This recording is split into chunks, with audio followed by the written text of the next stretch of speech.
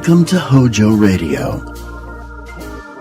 And now, a Western adventure of old-time radio drama, premiering on July 8th, 1950, and running through September 14th, 1952.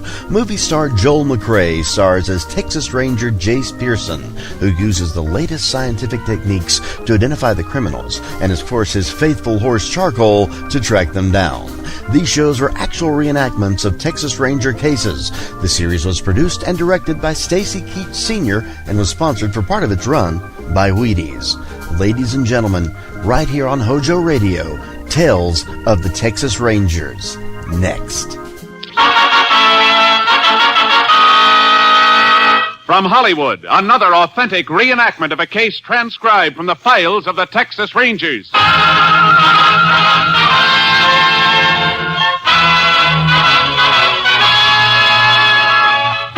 Tales of the Texas Rangers, starring Joel McCrea as Ranger Jace Pearson. Texas, more than 260,000 square miles, and 50 men who make up the most famous and oldest law enforcement body in North America.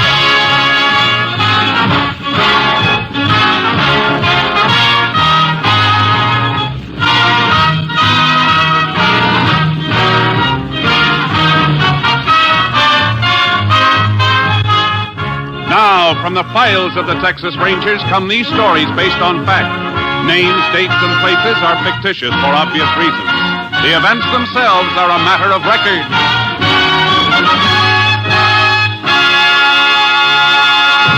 Case for tonight, Death Shaft.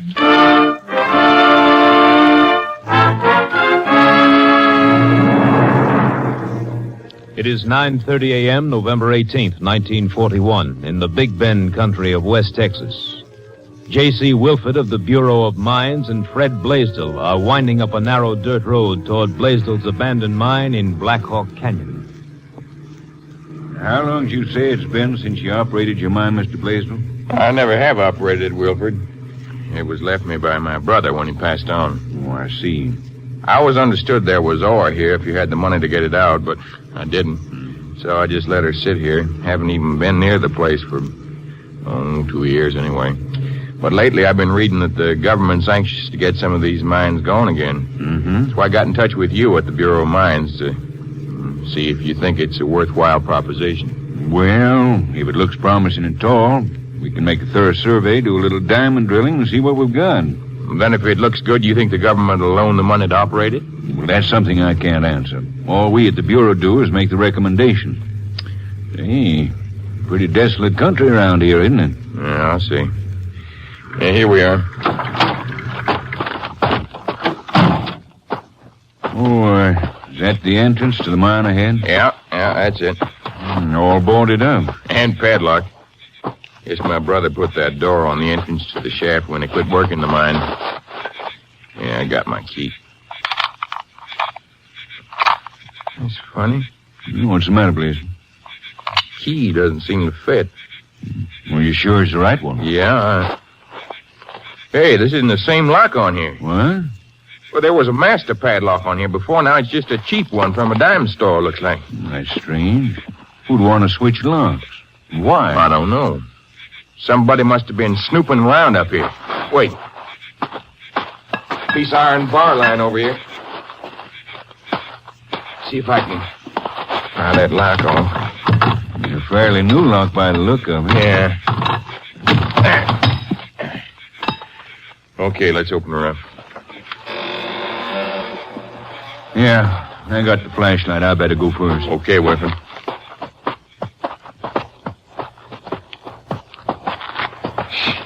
Sure wet in here. Yeah, these drifts collect a lot of moisture when the mine's not in use. Blaisdell. What's the matter, Wilford? Look, they're on the ground in front of us.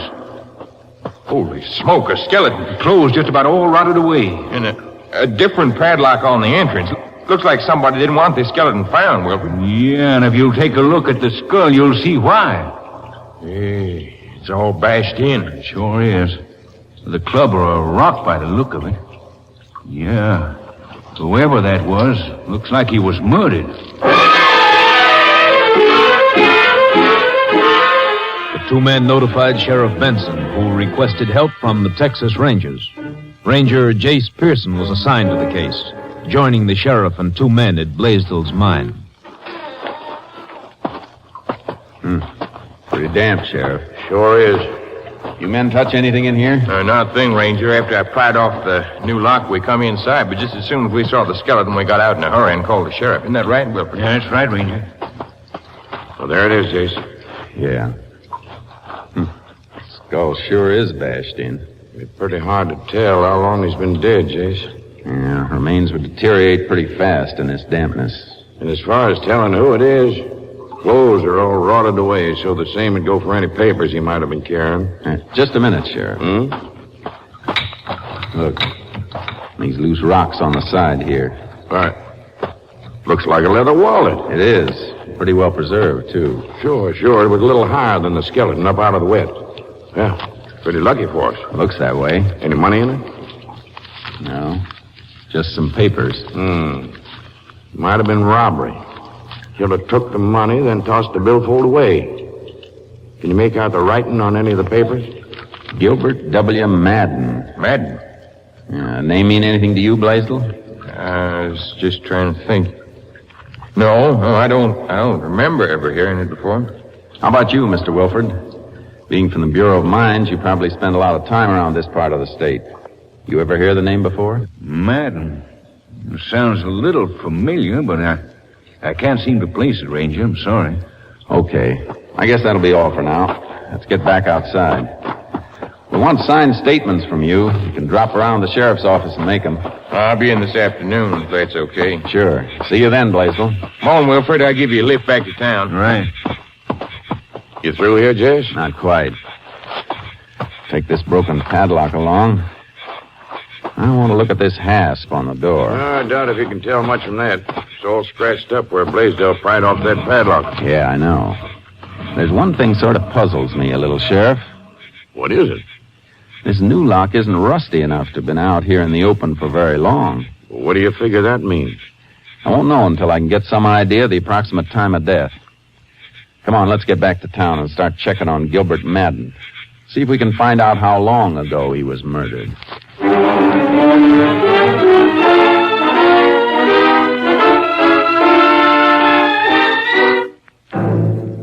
Back at the sheriff's office, I checked through the missing persons reports and found one on Gilbert Madden filed by his wife 8 months before.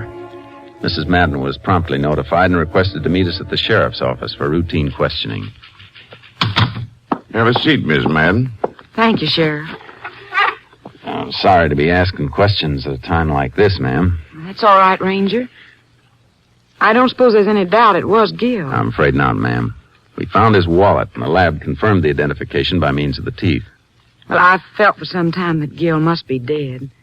In a way, it's almost better knowing instead of wondering. I know. Mrs. Madden, our lab's trying to establish the time of your husband's murder. Now, according to our information, you filed this missing persons report on last March 23rd, a little less than 8 months ago. That's right. What were the circumstances surrounding your husband's disappearance? Well, Gilbert was a mine broker. He made trips in the mining country every now and then. He planned to be away for 2 or 3 weeks, so I decided to visit my relatives in Kansas while he was gone. I see. When was that? Right around the 1st of March, as I remember. And how long were you in Kansas? 3 weeks. Did you hear from your husband during that time? Oh, yes, I did. I got a letter from him just a couple of days before I was to return home, saying he would meet my train. But he wasn't at the depot when I arrived. Called all over town trying to locate him, and then when I couldn't, I got worried. And the next day, I filed a report with the police. Well, let's see. That'd make it about the 20th of March when you got that last letter from your husband. That means he was alive up until the time he mailed it, anyway, which would be about the 18th of March. Come in. I left my statement with your deputy, Sheriff. Be anything else? Oh, I reckon not. Mrs. Madden, this is Mr. Blaisdell. How'd it do? Miss Madden? Mr. Blaisdell owns the mine where your husband's body was discovered. Oh. Sorry to make your acquaintance under this sort of circumstance, Miss Madden.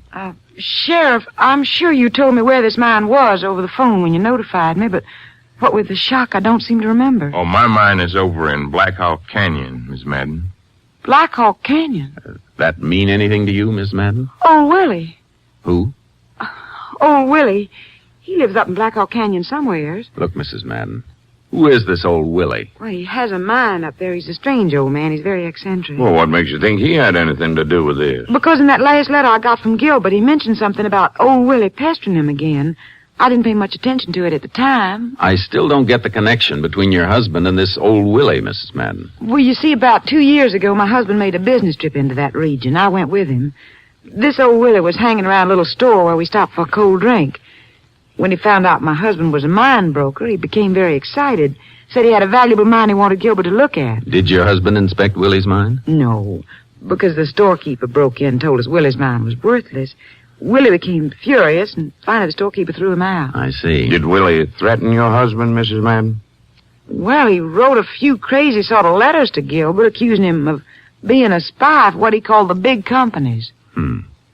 Mr. Blaisdell, have you ever heard of this old Willie? No, I haven't, but that doesn't mean anything. I'm not acquainted with anybody in that area. Jace, I sure think this old Willie is worth questioning. So do I, Sheriff.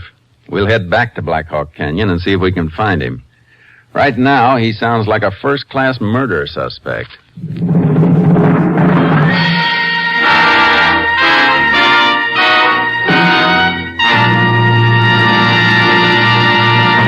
In just a moment, we will continue with Tales of the Texas Rangers, starring Joel McCrea as Ranger Jace Pearson. It's the Silver Jubilee on NBC. Here's great news for all of you Western fans. Beginning next Friday on most NBC stations, Roy Rogers, the King of the Cowboys, and Dale Evans, the Queen of the West, will bring you the new Roy Rogers Show. Yes, beginning next Friday, be sure to listen for Roy Rogers, Dale Evans, and Trigger in New Adventures in Paradise Valley. It's the Roy Rogers Show, Friday, on most NBC stations. Be sure to listen. We continue now with Tales of the Texas Rangers, and tonight's case, Death Shaft, an authentic story from the files of the Texas Rangers.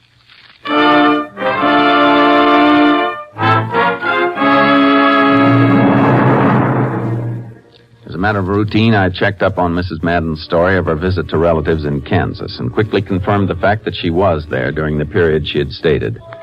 Next, Sheriff Benson and I drove to the small general store in Black Hawk Canyon and questioned the storekeeper. Old Willie? Sure, I know him, Ranger.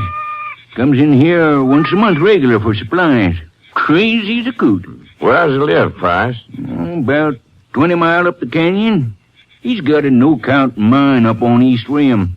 Of course, he thinks it's just chock full of ore.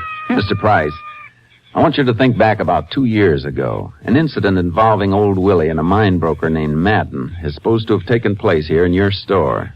You remember anything about it? Sure do. Willie started giving this mine broker the usual jaw wagging about his mine being valuable. So I figured I better stick my oar in and tell the fellow Willie's mine wasn't worth a dadburn cent. What happened then? Oh, Willie flew off the handle in his crazy way, started spouting a bunch of threats and other loony talk, so I finally had to kick him out of the store. Well, Jace, that sure checks with what Miss Madden told us. Yeah. Mr. Price, can you give us directions for finding Willie's place? We'd like to pay him a visit. Well, pretty rough country up there. And we got horses in a trailer outside. Oh, well, in that case, you can make it all right. You'll find the trail leading north off the road up ahead about 5 miles. Stick to the trail until they cross a dry creek. Then you'll see another trail taking off up the side of the canyon. And the second trail leads us to Willie's mine, huh? Yep.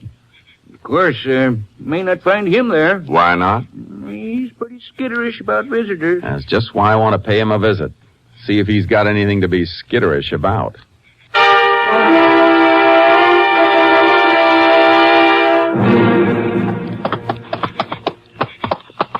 We should be just about there, Sheriff. Yeah, quite a climb.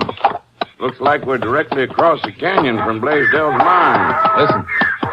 Burro. Must be Willie's. We're close, all right. Once we get around this bend in the trail, yeah. It looks like some diggings up ahead there. And just take a look at that shack there. Someplace. Galvanized iron, tar paper, cardboard. I wonder what keeps it up. Probably that stovepipe sticking up through the center of the roof. Yeah, it's smoking, too. Willie must be home all right. Ooh, charcoal. Oh, boy. would you look at the junk he's got hanging on the outside wall? Pieces of barbed wire, tin cans, keys, bottles. Looks like Willie's part pack rat. The door's open. Nobody inside. Inside looks like the outside, only more so. Wonder where... Hold it. Look, Over there in the bushes. Yeah, something moved, all right. Willie! Come out of there! Willie! Hey, somebody's coming out all right. Sure don't look very friendly with that rifle. What do you fellas want? You throw that rifle down and we'll tell you. You got no call to come poking around my property. You're wrong there, Willie. This is Sheriff Benson, and I'm Ranger Pearson. We want to ask you a few questions. Now, drop that rifle and come over here. You think I'm going to tell you about my mine, don't you? Yeah, and I'm not. Now, just a minute, Willie. You want to get it away from me just like all the rest. You're spies for him, that's what you are. You come poking around here trying What to are you get... talking about, Willie? Spies for whom? For the big companies. They all want my mine because they know it's right smack dab on the biggest vein in the county. That's why they send spies snooping around here, like you two. I don't know, Jace. Willie, have you ever been near the Blaisdell mine across the canyon from here? Yeah, it ain't as good as this one is. Answer my question. Have you ever been near there? Yeah, maybe. How long ago? Oh, a couple of days. What were you doing over there? Patrolling. What do you mean, patrolling? Oh, I patrol all over. Gotta watch for the spies. Ever hear the name Gilbert Madden? He ain't gonna never get my mine. All I need's a little money to operate. I asked you now. a question, Willie. Have you ever hear of Gilbert Madden? You heard him, Willie. Yeah, maybe I have and maybe I ain't. You fellas come up here spying just like heat. Just like who? Madden? Think you're pretty smart, don't you? But you're not going to trap me. He had his chance to get me money for the mine, but he wouldn't. That why you killed him? Yeah, you think you're going to get me confused with your smart talk, don't you? Well, you ain't. I ain't got too much on my mind patrolling to worry about killing anybody. Yeah? I wonder. We got a witness that you had a fight with Madden. And furthermore... Just a minute, Sheriff. What is it? Just happened to notice something hanging on the outside wall here. Just a bunch of old rusty keys. Yeah. But this one isn't as rusty as the rest. Well, let me see. Jace, that key's the same make as the lock Blaisdell pried off the entrance to his mine. That's right, Sheriff. Come here, Willie. Hey, what you want? Where'd you get this key? Say, that's a good one. You want to trade some? Where'd you get it? I save keys. Quit stalling, Willie. Where'd you get it? Coming around here asking me all kinds of questions. You got no call Got that padlock back in my office, Jace. I'm sure interested to see whether this key fits it. So am I. Come on, Willie. Get your burro. We're going to take a ride.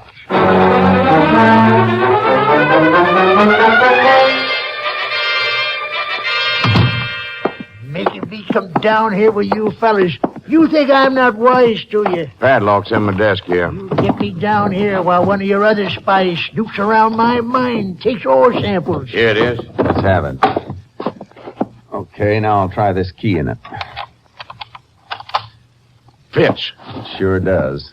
Well, I guess that does it all right. Can I go now? No, Willie. I don't think you'll be going anywhere for quite a spell. The sheriff booked Willie, but we were unable to get any sort of coherent statement out of him. Finally, we locked him up and went back into the sheriff's office. Well, regardless of whether or not he gives us a confession, I suppose we could get a conviction, all right.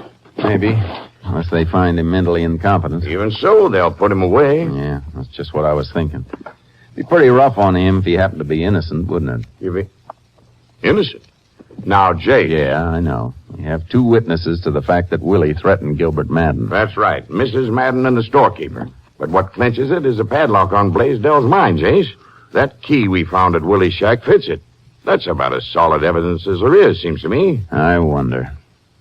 What do you mean?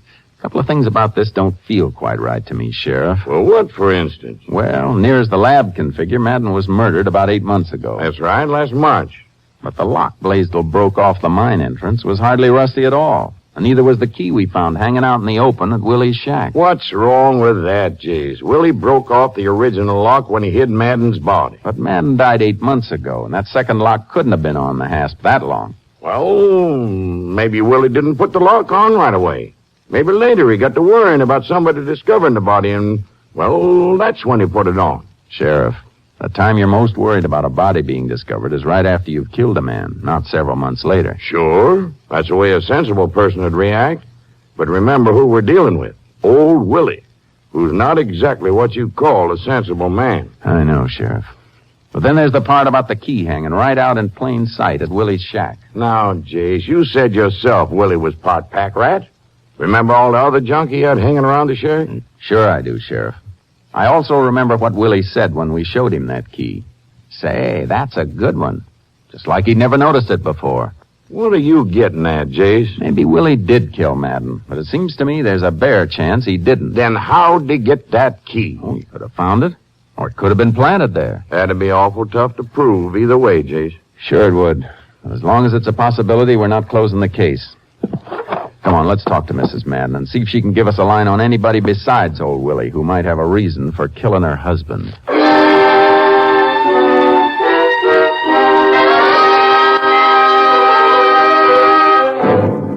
We drove out to the Madden house, but Mrs. Madden was unable to give us any new information. She suggested we go through her husband's business records, which were in a spare room he'd used for an office. So the sheriff and I started in. But an hour later, the only things we found just made it look all the worse for Willie. What do you got, Jace? A bunch of letters written on wrapping paper, addressed to Madden. Crazy, threatening letters. Who wrote them? You guess. Willie? Yeah, Willie. Listen, you better watch out. I ain't going to let you steal my mind. That's Willie, all right. Rest of them like that? Yeah. All 6 of them. Yeah, Jace, it looks all the worse for Willie now. We've been through just about all Madden's records and papers. And these threatening letters are all we come up with. Yeah, and from the looks of it, Madden kept records of just about everything. Well, we might as well put these papers back, I guess. Okay. What do you got there? A pile of canceled checks. Hand them over, and I'll stick them here in the drawer. Okay, just thumbing through them. I guess there's nothing here. Hey. What is it? Sheriff, look at this check. It's dated 2 years ago. Let's see. Well, what about it? It's just made out to cash and signed by Madden. Yeah, but take a look at this pencil writing up in the corner. Pencil writing? Well, I'll be. So will I. Come on. Going to make an arrest? Not yet. I need more proof, and I think I know a way to get it. Just go along with whatever I say. Sure, Jace. Did you find anything that's any help in Gilbert's papers, Ranger Pearson? I think we did, Mrs. Madden. You said you accompanied your husband on his business trip into the Black Hawk Canyon area 2 years ago. That's right. Why'd he go there? Well, just to size up the situation, find out what mines were for sale. I see. He didn't actually transact any business, though. No. Of course, this Willie wanted him to come up and see his mine, but when the storekeeper told us the mine was no good... Yeah. And you stayed right with your husband the whole trip? Yes. Okay. Thanks, ma'am. You say you found something in Gilbert's papers? We don't know for sure, so I'd like to give you a receipt for these canceled checks. I want more time to examine them. Here you are. Canceled checks? Yeah. It looks like one of them's going to take the wrong man out of jail and put the right man in. Come on, Sheriff. I see. Well, I'm glad to hear it. If there's anything more I can do... We'll let you know, Mrs. Madden. Goodbye. She's lying, Jace. Like a trooper. What now? We'll watch her. Have one of your deputies keep an eye on him. We don't want him to get away, but we don't want to pick him up yet either. Okay, I'll call my office from the drugstore. I'll wait in my car around the corner. Meet me there.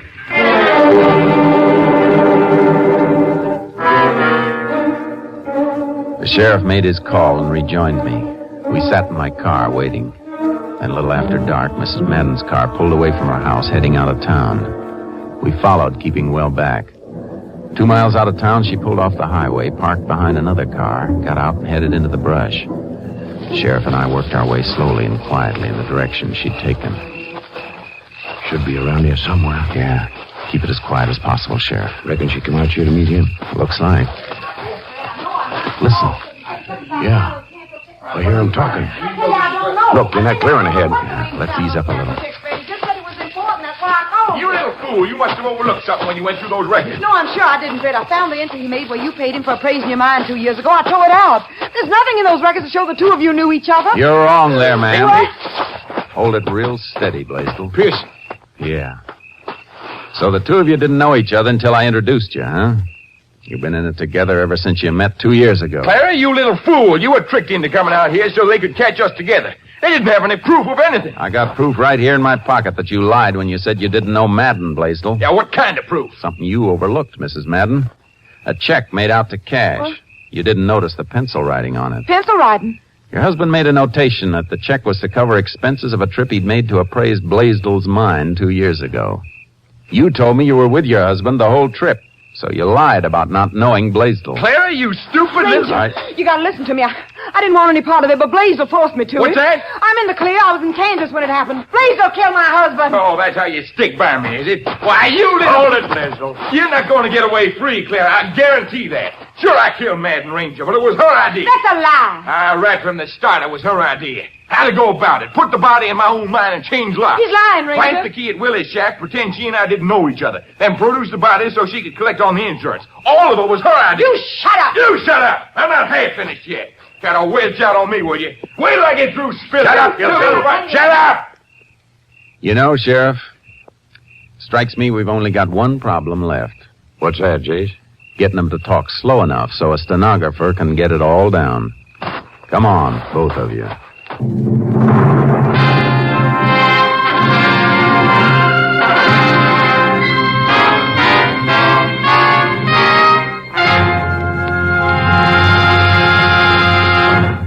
Fred Blaisdell and Clara Madden were indicted and placed on trial for the brutal murder of Gilbert Madden. For her part in the crime, Clara was sentenced to 50 years in the women's prison at Goree. On the morning of May 3rd, 1942, Blaisdell was put to death in the electric chair.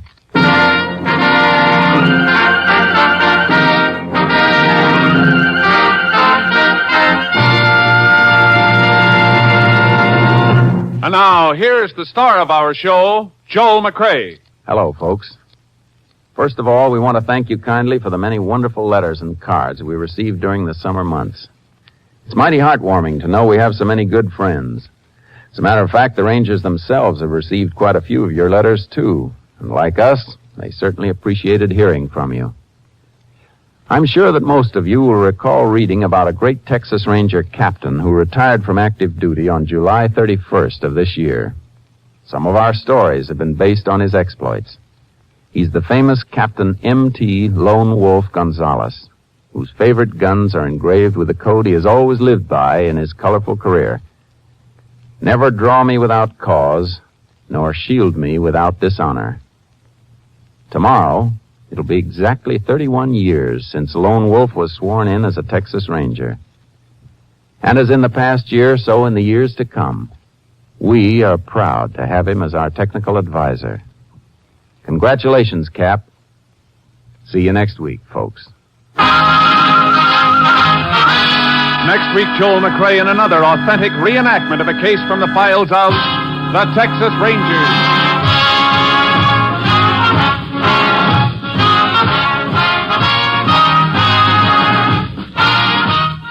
Joel McCrea is currently seen starring in the Universal International Technicolor production Cattle Drive. The cast included Tony Barrett, Bill Johnstone, Lamont Johnson, Ken Christie, Betty Lou Gerson, and Brad Brown. Technical advisor was Captain M.T. Lone Wolf Gonzalez of the Texas Rangers.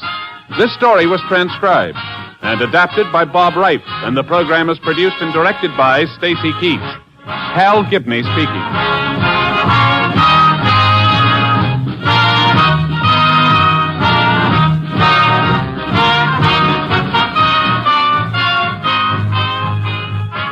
HOJO Radio, we're your old-time radio headquarters. Stay tuned. The National Broadcasting Company presents Joel McCrea in Tales of the Texas Rangers. From Hollywood, another authentic reenactment of a case transcribed from the files of the Texas Rangers.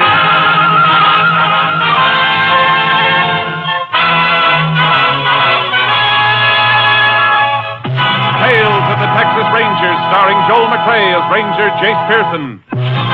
Texas, more than 260,000 square miles. And 50 men who make up the most famous and oldest law enforcement body in North America.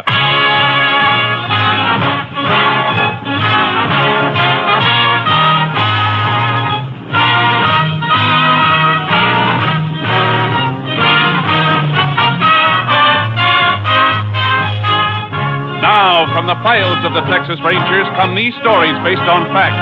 Names, dates, and places are fictitious for obvious reasons. The events themselves are a matter of record.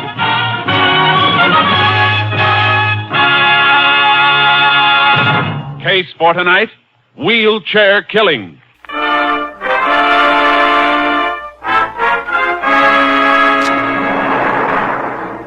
It is 8:40 p.m., May 1st, several years ago. Colby, Texas, near the edge of the Great Piney Woods, is unusually crowded as several hundred young men from a nearby CCC camp have converged on the town to spend their monthly allowance. In the office of Sheriff Pete Saunders, the sheriff and his deputy are standing by in case any emergency should arise. I don't know why I'm so groggy, Sheriff. Not even 9 o'clock. Well, if you're that tired, Reg, I don't think there's any need for you staying any later. I can handle things. Why don't you go home? With all them young bloods in town? Oh, they seem to be all right. No sign of any fuss. I walked down Main Street a while ago. They were behaving. Just the same. Camp is new. It's the first payday they've had around here. Man can get pretty high with $30 in his pocket. They don't get the whole 30, Reg. They only get 5 of it. Government makes them send the rest home. Oh, I didn't know that. Sure, that's the whole idea. Wait till I get this. Sheriff's office. Sheriff Saunders speaking. You'd better go to the old house on Log Hill. You'd better go there right away. Old man Swain's place? Yes. Yes, hurry. Go there quickly and bring a doctor. Why? What's the matter out there? Who is this? Well, I'm just calling, that's all. You better go right away. You better give me your name if you... Hello? Hello? Yeah, what's the matter? She hung up on me. Come on. Something wrong with old man Swain's place? Something plenty wrong or somebody's idea of a joke. Mile and a half out to Swain's and he hasn't got a phone. Well, that call must have come from someplace else, then. Here, see if you can trace it. Then pick up Macker and Carl and follow me out to Swain's. I'll get the doc on the way.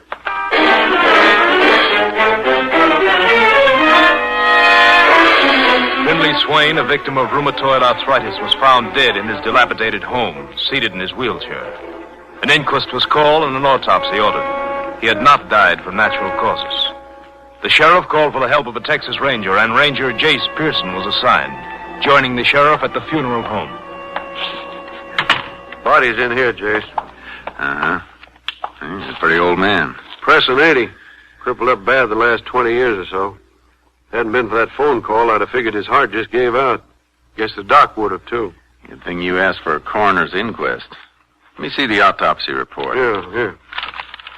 He died about 8 last night. Ruptured spleen, concussion. Doc says he was beaten to death. Funny. No marks on the body. No, all the damage was inside. Whatever he was hit with, it didn't leave any marks on him. Length of rubber hose, maybe. Something like that wouldn't leave a mark. You find anything like that? Didn't have much chance to look, Jace. Maybe my deputies have run across something, though. I left 3 of them out at Swain's last night. Why 3 of them? I may need more than that when he gets around that the old man is dead. Place will be loaded with vultures. What do you mean? Well, it's kind of a funny thing, Jace. The old man was kind of peculiar, living off by himself in that big old house, not even a cleaning woman to help him. Started some crazy talk a long time back. Rumor got around that he had a lot of money stashed away at his place. You think there was anything to it? Nope, because I know what he was living on. Got a check for $70 every month from some insurance company. Annuity? Yeah. Too bad everybody didn't know that. He probably killed by somebody trying to force him to tell where he hid the money people think he had. That could be a motive. On the other hand, might be other reasons for killing him that we didn't know about. I doubt it, Sheriff. When a man comes into a place to kill with nothing else on his mind, he does it fast. This beating took time. Come on, I want to look at Swain's place.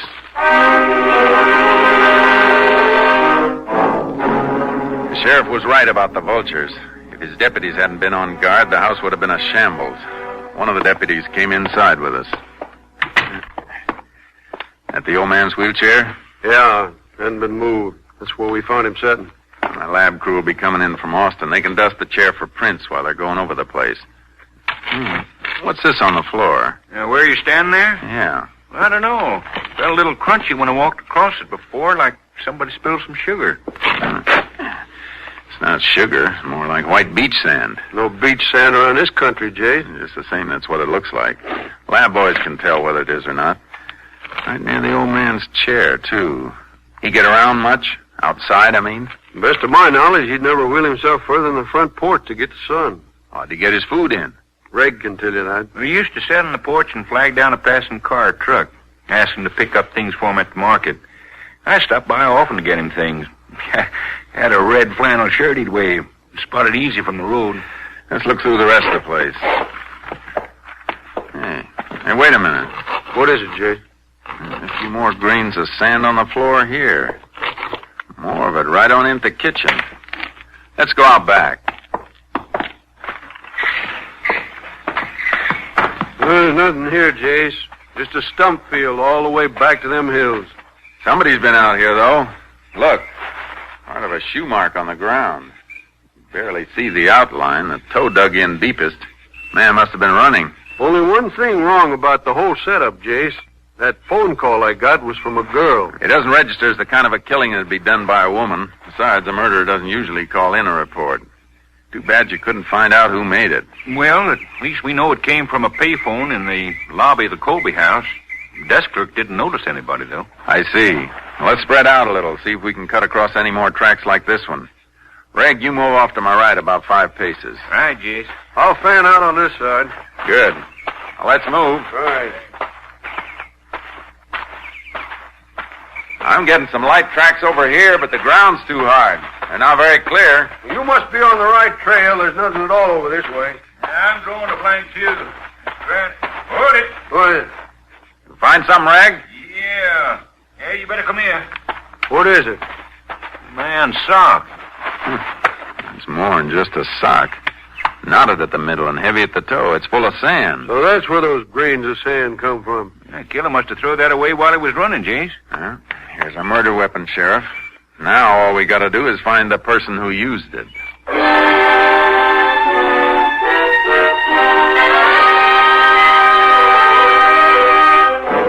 The trail behind Swain's house petered out past the stump field, and we lost all trace a mile into the thick foliage of the piney woods. I sent the sock full of sand through to the Austin lab for examination. Meanwhile, a lab crew met me at the Colby funeral home and went over Swain's body. That sock must have been the weapon, all right, Jace.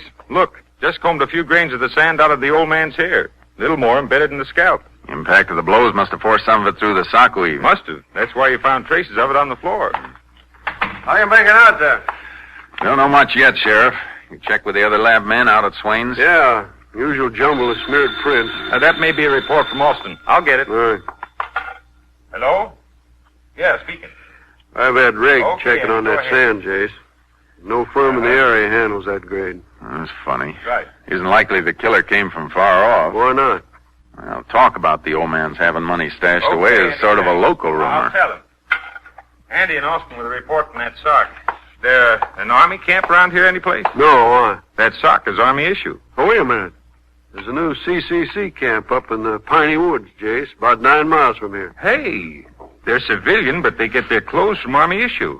Camps are run by army officers. More than 100 men up there. Yeah, and a good chance that one of them is the boy we're looking for. That rumor about Swain having money's been around for a long time.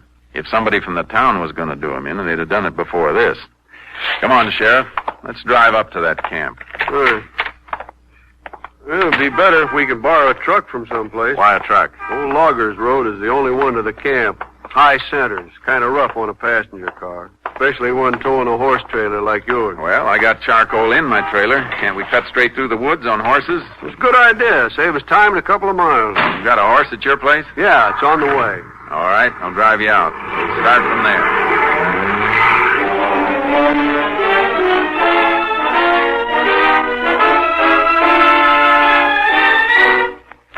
We got the sheriff's horse. I unloaded charcoal from the trailer, and we headed into the piney woods. As we drew near to the camp, we caught glimpses of men working in squads of 4 or 5, and finally ran across one man alone and mounted. Fellow on horseback ahead there, Jace. Can you see him? Yeah, it looks like a straw boss. Moving into a clearing now. Ho there! Hello! He's waiting for us. Come on, boys. Get up, Charky. Come on. He must be one of them fellas from the agricultural college.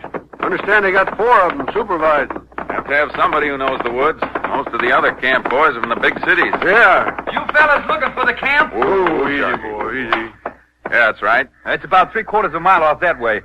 You'll see the tents when you get over that rise. Who are you? Oh, my name's Joe Roberts, section leader. My name's Pearson. This is Sheriff Saunders. Oh, howdy, Sheriff. You out here about something connected with that murder in town? How'd you know about that? Wasn't around town till this morning, and you're quite a ways off. Well, Major Beck told me about it when the truck brought him out from town this morning. Oh, the Major was in town all night? Yeah. He doesn't live at the camp. He just comes out days. No place out here for his wife and daughter. Wife and daughter, huh? Anybody else out here have women folk in town? No, why? Just curious. You know where the Major and his family are living in town? Well, sure, at the hotel. Colby House. That's where that phone call came from, Jace. Yeah, I know. Thanks a lot, Roberts. So long. Sure. Better have a little talk with the Major. You can say that again. Come on. Go, Charlie. Come on, boys.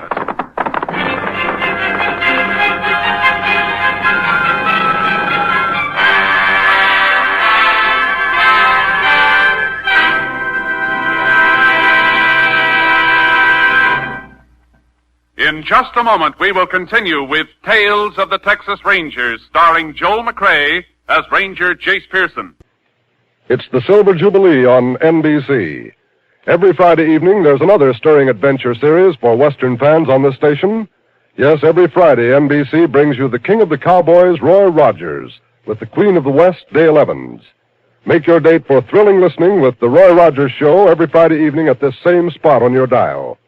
There's action and adventure in Paradise Valley when Roy Rogers rides the airwaves, and there's also a song or two by these wonderful Western entertainers, Roy and Dale. Be sure to hear them Friday. We continue now with Tales of the Texas Rangers. And today's case, Wheelchair Killing, an authentic story from the files of the Texas Rangers.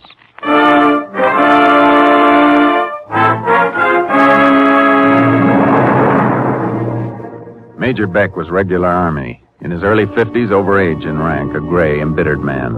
His office was a field tent at the head of the company street. So, you think that old man was killed by somebody from this camp? We've got reason to think so. Because of a sock. Socks like that have been general issue since 1917. I don't like any accusations against my command, especially accusations based on such flimsy evidence. There's something else beside the sock, Major. I notice your company's street between the tents is paved with gravel. Yeah, what about it? Is that gravel bedded in beach sand? You can see it around the borders, can't you? Sure, we can see it. It's the same kind of sand we found in that sock that Swain was beaten with. There's no beach sand anyplace else in this area, Major. Where'd this come from? How do I know? An advanced cadre of engineers set the camp up. Suppose the sand was trucked in with other material. All right. Everything you've found points to this camp. I should have expected something like this. What do you mean by that? Oh, what would I mean, Ranger? What can you expect from sidewalk bums? Bums don't work, Major. And the crews we pass seem to be working pretty hard. I have to spend my time with them. You don't. What time do your men come in from the woods? 4 o'clock. All the clothing they have issued through your own supply? Yes, all listed and signed for. Good. They couldn't have lost much in a month. At 4 o'clock, I'd like you to call for an inspection of equipment. See if we can find somebody who's missing a sock.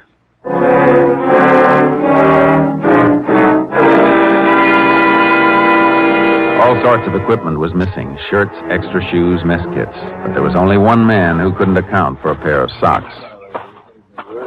All right, Rendazzo. In the tent. All right. Look, Major, what kind of crime is it to lose a sock? There's a shortage on them or something? The ranger and sheriff will tell you. I thought you Ranger guys was just something they made up for the movies. We've been around since long before there were any movies, Randazzo. Okay, so you're a cowboy detective. So find out who stole my socks. Don't be funny, young fellow. Look, mister, I ain't trying to be funny, but what are you all jumping on me, huh? I wash my socks, I hang them up to dry, and one of these dewdrops puts his hooks on them. That makes it a federal case? Randazzo, a sock belonging to somebody in this camp was used to kill an old man. It was filled with sand from the company street and used as a blackjack. Hey, you mean that's how they knocked off that old nickel pincher on Log Hill? Oh, you know about that. The whole camp knows about it. What are you looking at me? The guy that picks a major up told us about it when he brought the truck back this morning. Were you in town last night? We was all in town last night. We got paid yesterday. The major let us go in on a truck. What time did you come back to camp? When everybody else come back. Trucks picked all of us up again at midnight. Same place they dumped us out of Main Street, by the corner near that hotel. The Colby house? That's the only one, ain't it? What'd you do while you were in town? Up to 9 o'clock. I was having a hamburger in that place next to the bus depot. I was there from 8 till 10. You must be a slow eater. It's a long time for one hamburger. Who cared about the hamburger? I was trying to pick up the blonde behind the counter. She keeps giving me the smile with all the teeth big. I ask her what time she gets off. She tells me 10 o'clock. So what happens? 5 minutes to 10, she got a boyfriend comes to meet her. A guy 8 foot tall. You know the girl he's talking about, Sheriff? Yeah, Lucille Mason. Must have been her husband met her. Her husband? How do you like that? Could she have been the one who made the phone call you got, Sheriff? Not a chance. The girl that called was a lot younger. I don't think you have any right to hold this man till you've checked on his story. We're not holding anybody, Major, until we've checked on a lot of things. All right, Randazzo, you can go. But don't leave this camp except with your work crew. Leave this camp, he says. From now on, I ain't even gonna leave my tent. I should have never left Brooklyn. Major, that goes for everybody out here. Don't let them use the trucks. Keep them in camp. You better stay here to make sure. My wife and daughter are in town. Well, I can't stop you from going home. But if you do, the sheriff will have to send deputies out here to keep the men confined to the camp area. I don't want civil authorities here. I'll stay. Thanks. Come on, Sheriff. Let's get back to town. You know, Jace, I kind of got an idea. So have I. A girl's voice, young, not from around here. And the major's daughter staying at the Colby house. I think he knows more than he's telling. Acts kind of funny. No, he's all right. Probably a pretty good man. He hates his men. Because they're not what he's used to. But give him credit for one thing. He doesn't want any of them involved in this.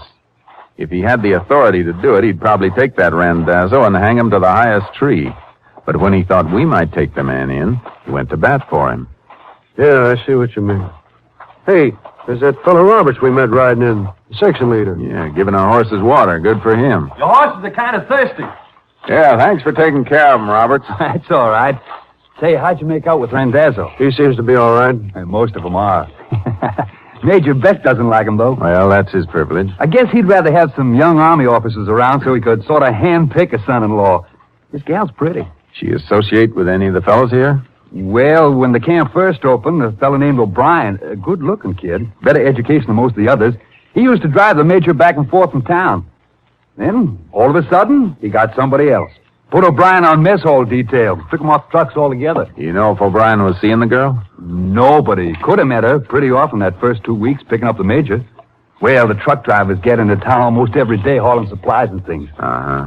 Well, thanks a lot, Roberts. Horses look like they had enough, Sheriff. Yeah. Come on, boys. So long, Roberts. So long. Get up, Sharky. Come on, boys. Come on. Well, Jace, what's our next move? Ride out of here to my car and then drive back to town. We're going to do Major Beck a favor. What kind of a favor? Just tell his daughter he won't be in town tonight. Let's see if you can recognize her voice.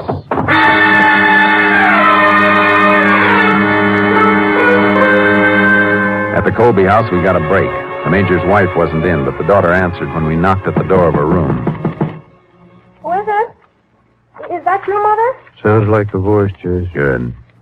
I got a message from your father, miss. Oh, just a minute. That's the voice, all right. What's the matter, miss? Sheriff and I can't look bad enough to make you go pale like that. I thought when you said you had a message, it would be somebody my father sent from camp. What did he want you to tell me? Just that he won't be in town tonight. You mind if we come in, miss? We'd like to talk to you. Well, I have a lot to do, and We only want to know where you were between, say, 7 and 9 o'clock last night. We know that you were in the phone booth in the lobby at 8:40 because that's where you called my office from. Please don't talk in the hall. Come in. Were you out at old man Swain's house last night? Yes. Yes, I walked out there just before 8 o'clock. What for? To meet somebody. Somebody named O'Brien? Well, he didn't have anything to do with it.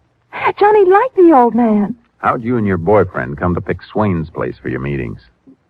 Because my father or Somebody might have seen us if we met in town. How'd this Johnny get to know a crippled old man who never left his house? When he was driving one of the camp trucks, Mr. Swain waved to him from the porch one day. Johnny saw he was in a wheelchair, and he stopped to see what was wrong. The old man wanted some things from town, and after that, they got to be friends. It fits, Sheriff. Your deputy said Swain had flagged down a car or truck when he needed anything. All right, miss. Now, what about that meeting last night? Johnny got a lift from camp on the last truck in. After the early trucks came in, I started to walk out to Swain's, like I always did, so that Johnny could catch up to me on the way. On the road out of town where nobody would see us walking together. Did he catch up to you before you reached Swain's? Yes. And then when we got there and went in, we saw that the old man was slumped over in his chair. He raised his head just once and said something about not wanting to be hit again. And then he almost fell, but Johnny set him back in the chair. And then we couldn't get him to move again, and we got frightened, and since there was no phone, we came back to town. You both left the house together, by the front door. And then when we got back near town, we split up. I came back here to the hotel and called from the lobby. Well, we weren't even sure he was dead until we heard it was murder. I reckon you're going to have to come along with us. We'll send somebody out to get O'Brien. No, just a minute, Sheriff. Miss, Yes, where does Johnny O'Brien come from? His home? Boston. City boy all his life? Yes. Oh, now my father's going to find out we're married. Married? Yes, we were married last week. Your father's going to find out, all right. But not from us, from you. I think you better tell him. Come on, Sheriff. We're just going to leave her? For now, come on. Jace, I know she sounded like she was telling the truth. She was telling the truth. You know anything to back that up? A few things. Whoever killed the old man bolted out the back door. One person running. Yeah? They found the old man conscious, still alive. So she says. And it fits. If the old man had died after the beating with no disturbance, the killer'd spent some time looking for hidden money. He'd have moved things, left dust rings. He didn't because he had to run. That brings us back to the fellow with the missing socks, Randazzo. Yeah, he's not the one either. We're going back to the camp and talk to the men who drove those trucks in last night. We want the man who came into town on a truck and went back on foot. What we need is a missing passenger on the return trip. If there was a missing passenger. We followed somebody's trail all the way across Log Hill into the piney woods. Whoever it was kept going. They wouldn't have gone that deep if they were going to cut back to the road. Okay. Just somebody who'd been scared off like that would head for the camp instead of the town. Sure gives us a big bunch of suspects, though. No, it doesn't, Sheriff. What chance would a man from the city streets have if he tried to make his way to a camp 9 miles deep in the piney woods? Especially on foot and at night, with no path to follow. It'd take somebody who'd spend his life in open country. Only men who fill that bill are the camp section leaders. Yeah, and the truck drivers will be able to account for them. Out of the camp, the section leaders are bosses, and nobody forgets seeing a boss.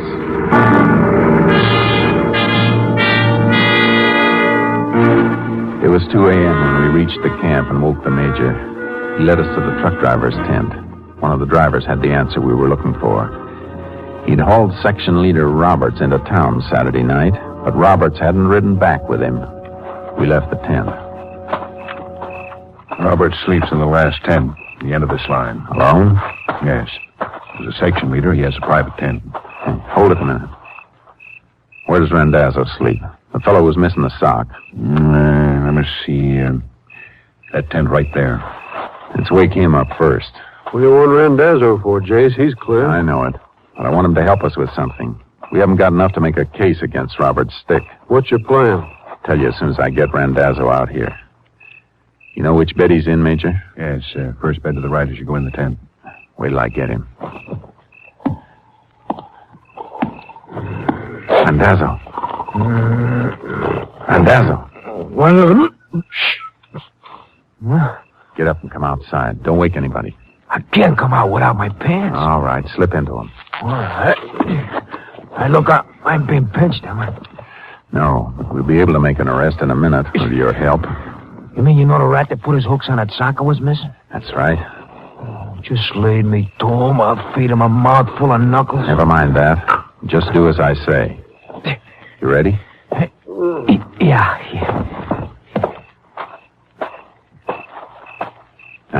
Listen carefully.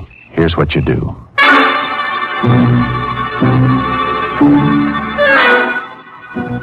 I gave Randazzo the plan, and we went over with him to Robert's tent, ready to jump in if the plan worked. This is the tent. All right, Randazzo. We'll be right out here. No, you just leave that crumb to me. I hope he plays it right, Jay. Hey, Roberts. Wake up, you crumb. What? Who is it? Who's in here? It's me, Randazzo. What are you doing in here? I've come to talk with you. At this time of the night? Get out of here. Get back to your tent. Listen to me, you dewdrop. You'll talk to me right now, or I'll go to town and my talk to a ranger. What do you mean? You know what I mean, you crumb. That sock was stolen from me. I saw you take it. Keep your voice down. Why would I take anything from you? That's what I wanted when I saw you. That's why I didn't say nothing. Then I found out all right. Well, you crumb. If I couldn't have told him where I was when the old man was knocked off, I'd have been a pigeon. I don't know what you're talking about. Don't worry. I can keep quiet.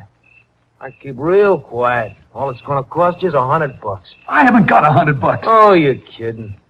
Oh, guy had money hidden all over the joint. Everybody knew that. But I didn't get it. I'll kill you, Randazzo. You open your mouth about me and I'll beat your brains out. You ready? I went through you. Jay, we better get in. Yeah, come on. All right, Roberts. Let him go. Grab him, Ranger. He killed that old man. He just told me. We heard what he told you.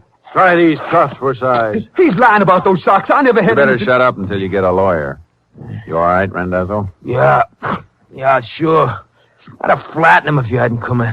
Claiming Roberts as a prisoner, Major. Any objection? What objection can I have? He's not military personnel. You're the law here. Thanks. I didn't mean to hurt the old fool. If he'd only told me where the money was, I'd never... There wasn't any money, Roberts. The old man never had a dime. But everybody said that You he can was... save your story for your cellmates at Huntsville, Roberts. Get your clothes on. Let's go.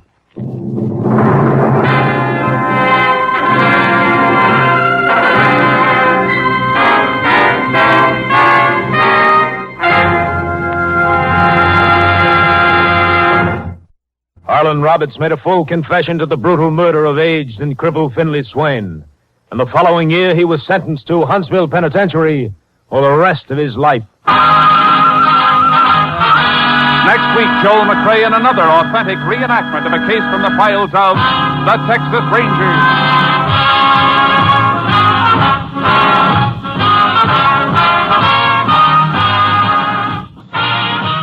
Joel McCrea is currently seen starring in the Universal International Technicolor production Cattle Drive.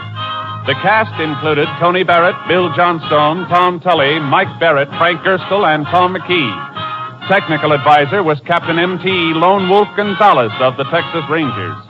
This story was transcribed and adapted by Joel Murcott, and the program was produced and directed by Stacy Keith. Hal Gibney speaking.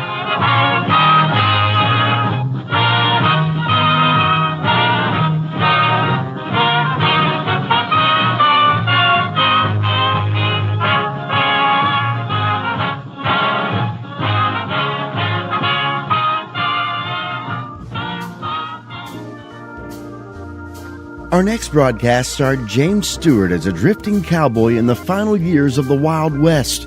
Episodes range from straight Western drama to whimsical comedy. It was created by Frank Burt, who also wrote many of the episodes, and lasted only one season of 39 episodes on NBC. It ran from September 20th, 1953 to June 24th, 1954. We present to you The Six Shooter on HOJO Radio.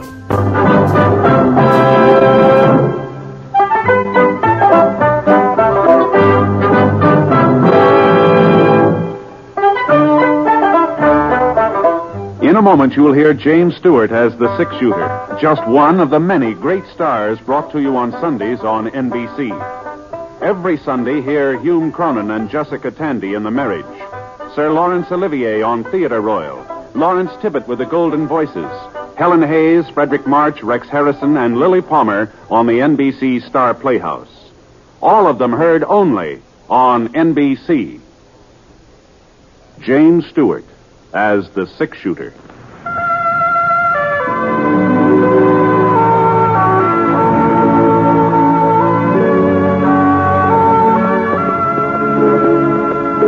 The man in the saddle is angular and long-legged. His skin is sun-dyed brown. The gun in his holster is gray steel and rainbow mother of pearl, its handle unmarked. People call them both the six-shooter. Coleman, America's leader in modern automatic home heating equipment, and the National Broadcasting Company present James Stewart as the six-shooter, a transcribed series of dramas based on the life of Britt Ponsett, the Texas plainsman who wandered through the Western Territories, leaving behind a trail of still-remembered legends. Now, in just a moment, immediately following this important announcement, you'll hear Act One of The Six-Shooter. The Red Cross trains millions of Americans each year in first aid, water safety, home nursing, and as volunteer nurses' aides. Volunteer nurses' aides assist professional nurses in hospitals and clinics. This help requires skill. It is through the Red Cross that you and your neighbor can get that skill, can get that training. Through the Red Cross, you can answer the call of your family and your community. Help make this training possible. Give through the American Red Cross Fund. Now, Act One of The Six-Shooter, starring James Stewart. The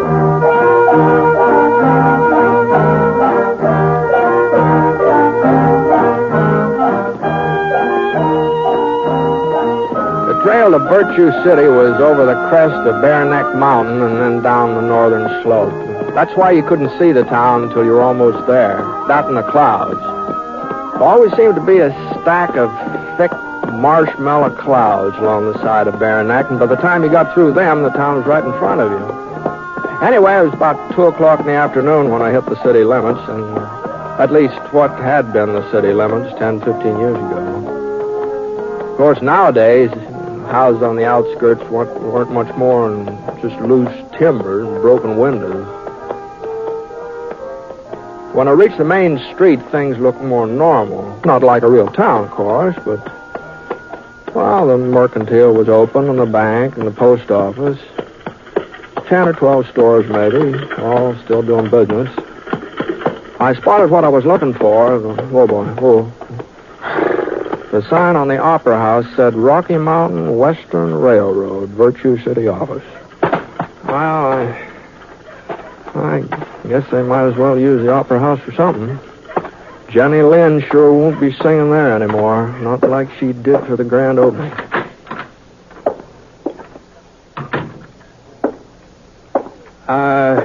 Howdy. Afternoon. Excuse me. Oh, sure. Mind handing me that box? That one there on the desk. Oh, this one, yeah. Yeah, I want to put these papers in it. Yeah, thanks.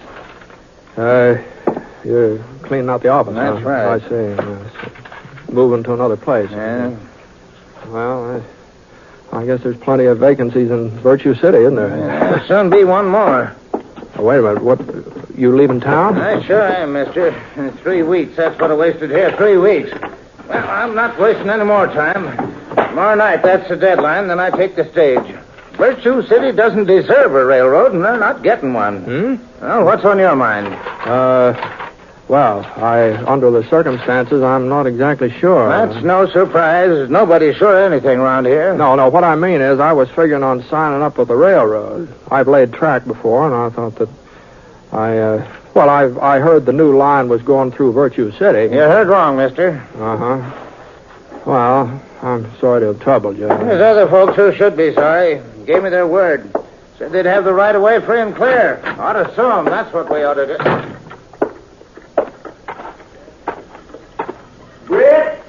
Britt Ponsett. Over here in the courthouse. What? It's me, Doc Cross. What? Oh, hello, Doc. Come on in. I say come on in. Oh, well, sure. Doc? Second office, Britt, on your right. Oh, Gee, I didn't know you were still living on it. What in the thunder are you doing on a wheelchair, Doc? Oh, I fell off my horse a couple of months ago. It was his fault, not mine. Oh, his fault. Oh, sure, yes. Did you break anything? Well, I ain't positive. I had to send for Doc Sampson over to Watsonville. He says I broke my leg. Old butcher. Don't think he'd know a broken leg from a floating kidney. If you ask me, he's keeping me off my feet so he'll get a crack at all my patients. Oh, well, Doc could do you good. Get a little rest. Maybe. Hey, sit down, Britt. Sit down. Thanks. Well, I was kind of surprised to see the courthouse still open. I thought they'd moved county seat over to Fort Gray. Politicians. Yeah, those people in Fort Gray bribed the legislature. That's what they did. But we'll get the county seat back again. Just you wait and see. Meantime, we're using the courthouse for a city hall.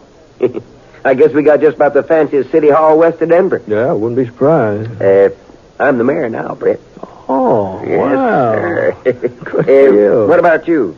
What brought you to Virtue City after all this time? I hope you ain't just passing through. No, I'm afraid so, Doc. I was aiming to sign up at the railroad, but since they ain't coming this way... Not coming this way, but who told you that? Well, that fellow over at the Opera House. Oh, that's Nelson. Thad Nelson. Don't pay no attention to him. Well, he works for the railroad, doesn't he? Well, yes, he does. But he ain't never wanted the line to go through Virtue City anyhow. He'd rather it went by way of Watsonville. If you ask me, Watsonville is paying him off. Oh? That's the reason he's been looking for an excuse to get out of our contract. He figures this trouble with Annie will let him off the hook. Annie? The Silver Annie. You remember her, Britt. Annie Huxley. Annie Huxley. Oh, sure. Well, I thought she'd moved away. No such luck. She's still sitting on the old Huxley mine like a hen hatching eggs. Only thing is, there ain't no eggs in that mine, not anymore. Well, what's she got to do with the railroad, though? Well, Britt, the route's been surveyed to go through her property. Town agreed to secure all the right-of-ways the railroad would need. We're willing to pay for them and a good price. But Annie's not satisfied with what you're offering. We don't know. She won't talk to us. Won't even let anybody near her shack. Oh. She just sits there day and night, right by the window with her shotgun poking out. Anybody comes on her land, she lets go. Oh. Got some fool notion there's still silver in that mine, and folks are trying to get it away from her. Well, I'm crazy. That's what she is, if you ask me. Oh, I wouldn't say that, Doc. Maybe Annie's living the past a little bit. She's got quite a past to live in, too, you know. Gee whiz, I remember about her wedding to Sin Huxley. About how he put down a street of silver dollars all around the church. You remember that? Yes, well, that's beside the point. I sent for Clyde Huxley. Clyde? Yeah, he's a relative of Sin's, a distant cousin or something like that, but a relative. We had to pay his fare all the way out from Chicago. Mm-hmm. He's seen Annie yet? That's where he is right now, and he'll straighten her out. You see, he's a lawyer, and he's not the kind to put up with any nonsense. So, well, Mr. Huxley, I didn't see you ride up, and I've been watching the street. I didn't ride. I walked. Oh, now, don't tell me that horse of mine threw you, too. The horse didn't throw me. Where will I find the chief of police? What? I'm charging that woman with attempted murder. Oh, you don't mean Annie. I certainly do mean Annie. She ought to be locked up. And if I've anything to do with it, she will be. Oh, then she wouldn't sign over the right-of-way, huh? Not even for you, her own kin. I didn't get a chance to discuss it. She shot at me, point blank. Don't look like she hit you. It is a miracle she didn't. Well, I guess she just didn't know who you were, Mr. Huxley. She didn't recognize you. I told her who I was. Right after that, she fired. Yeah, some folks just don't cotton to relatives, seems like. Well, she tried to kill me. Oh, no, she was just defending her property, Mr. Huxley. If she'd wanted to kill you, you wouldn't be walking around now. Annie knows how to handle a gun. Well, now, we got to do something, Britt. If we don't have that right away by tomorrow, Nelson, he's the railroad man, Nelson will leave town. The railroad will go through Watsonville, and that'll just about wash up Virtue City once and for all. Well, now, there must be some way of explaining things to Annie, Doc. I throw her in jail. I'd just have to make her more cussed than ever, you know. But, say, maybe there is another way. Sure. Somebody she trusted, somebody who didn't have no axe to grind. She'd listen to him. Now, Doc. You got those papers all ready for her to sign, Mr. Huxley? Doc. Well, then give them to Britt. Doc, now, this ain't my affair, Doc. Now, I don't want to get mixed up with this. Oh, I know you, Britt. No, you but wouldn't let us down, not at a time like this. Go on, Huxley, give him the papers. Now, wait a minute. We'll never forget what you're doing, Britt. The whole town will be in your debt. Just get her to sign them. The places are marked with an X. Doc.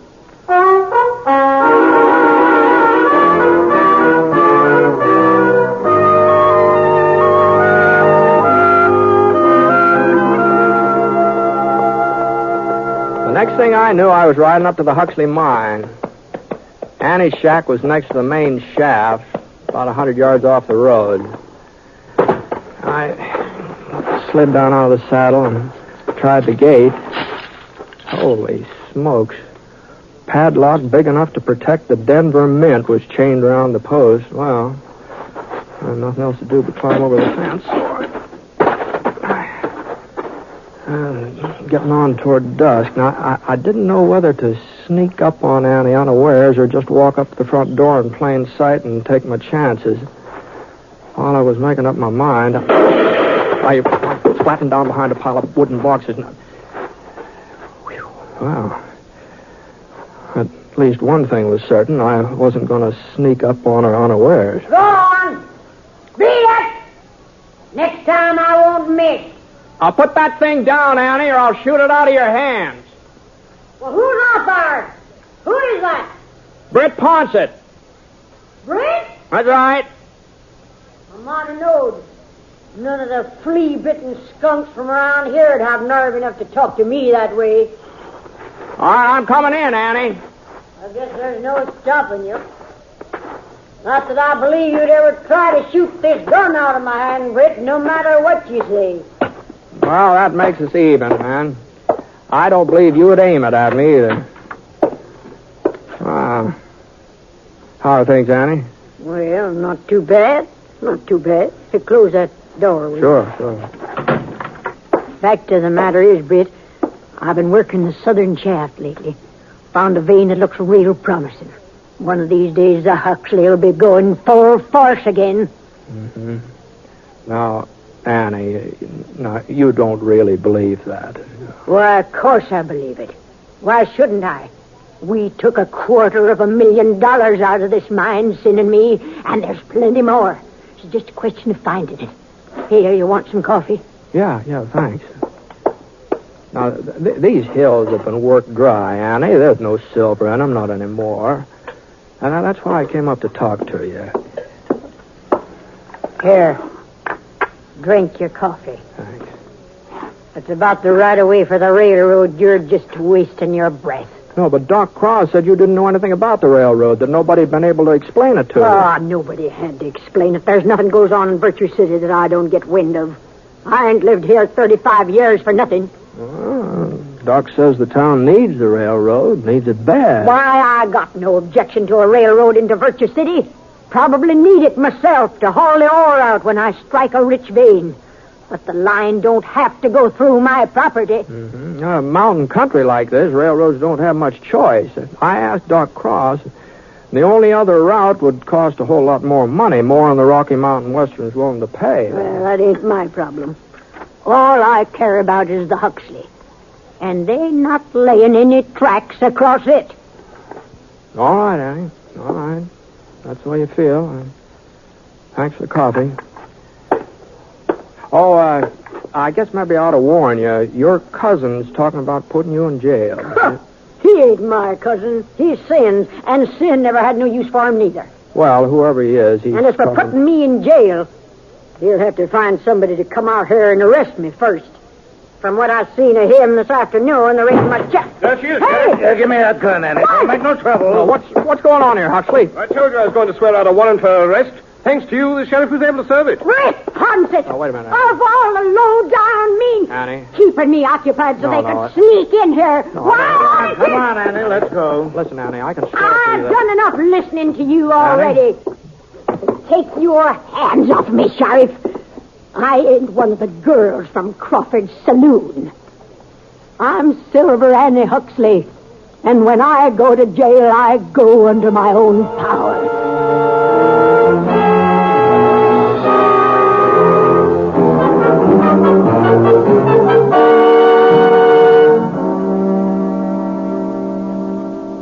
We'll return to James Stewart as the six-shooter in a moment. First, a word from Coleman, America's leader in modern automatic home heating equipment. When winter comes, does your house shrink like this? Well, I guess it's time to close off the 2 back rooms. There's just no way to heat them. Don't deprive yourself of valuable living space. Get a Coleman floor furnace or wall heater and enjoy new warmth and comfort in the hardest to heat rooms. A Coleman floor furnace or wall heater takes up a minimum of space, yet it gives you constant circulation of fresh, warm air, just as a big basement furnace does. You'll be snug and comfortable all winter long. And if you're interested in economy as well as comfort, listen to this. Coleman floor furnaces and wall heaters are low in price, low in operating cost, because Coleman gives you maximum heat from the fuel you use, either gas or LP gas. See your Coleman dealer tomorrow. You'll find his name and address in your telephone directory. Remember, comfort costs so little with a Coleman.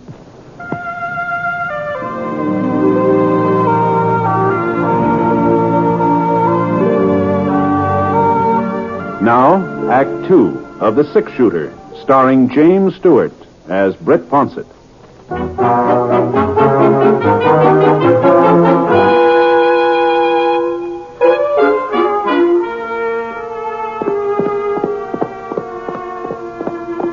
Well, they put Annie in a buckboard and started out for town.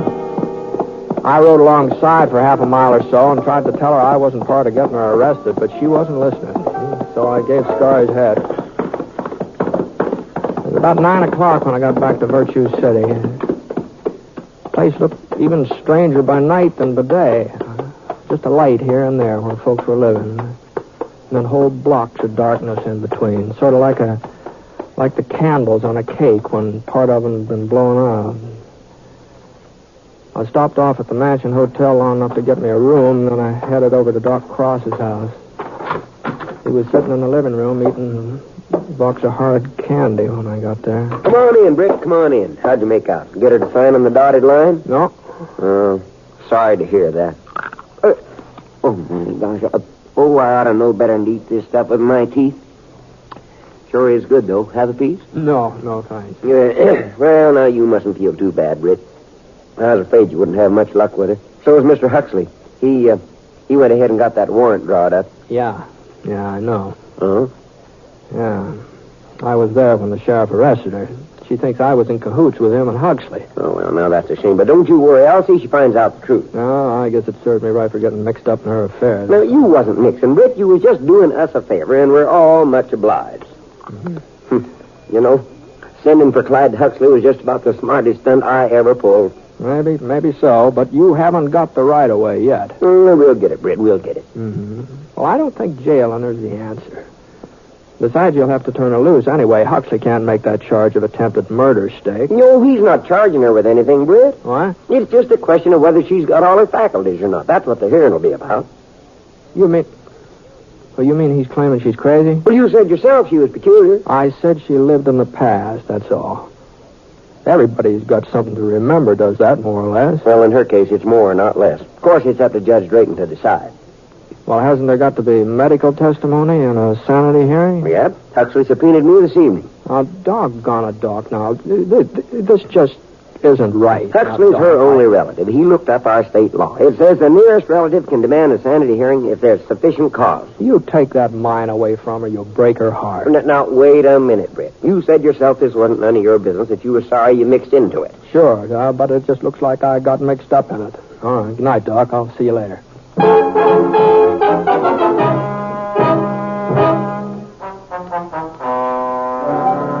Mrs. Huxley, I want to get this clear.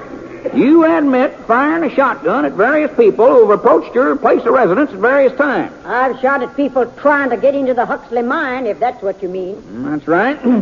Now, how often has this occurred? As often as they tried it. Yeah, now, order. Now, you come to order. It's a very serious matter. Now, let's see, oh, yes. Surely you must admit this behavior of yours isn't exactly normal? It's normal for me. Now, order. What I mean is the average person doesn't use firearms on harmless visitors. The average person don't own the Huxley mine. I do. Yeah. Your Honor. Go ahead, Mr. Huxley. This is the crux of my poor cousin's delusion. This feeling of hers that the Huxley mine is of some great value, that it still contains silver, when we all know that it's worthless. And just how do you know that? You proved it to us. For 10 years you've lived there and searched the shafts every day. Have you found silver? Even a trace of it? No, I ain't. You see, Your Honor. If that makes me crazy, then Sin must have really been out of his head. He spent 12 years prospecting that mine before he made his first strike. I still got 2 years to go before I'll be even with him. Yes, but there was silver there then. There is now. Your Honor. I'm sorry, Mrs. Huxley, but after what Doc Cross said and then what you yourself say, well, I'm afraid that the law allows me no alternative but to... Excuse me, Your Honor. Now, see here. We're not going to have any more interruptions. Who is that man, Doc? Rip Ponce. Ponce, the six-shooter? Yes, but now don't you let him talk to you. Well, if there's something you wish to say, Mr. Ponce, this here court over here, happy to hear you. Oh, thanks, Judge. I've been listening to this hearing, and like Mr. Huxley says, it all seems to hinge on whether or not there's any silver in the Huxley mine.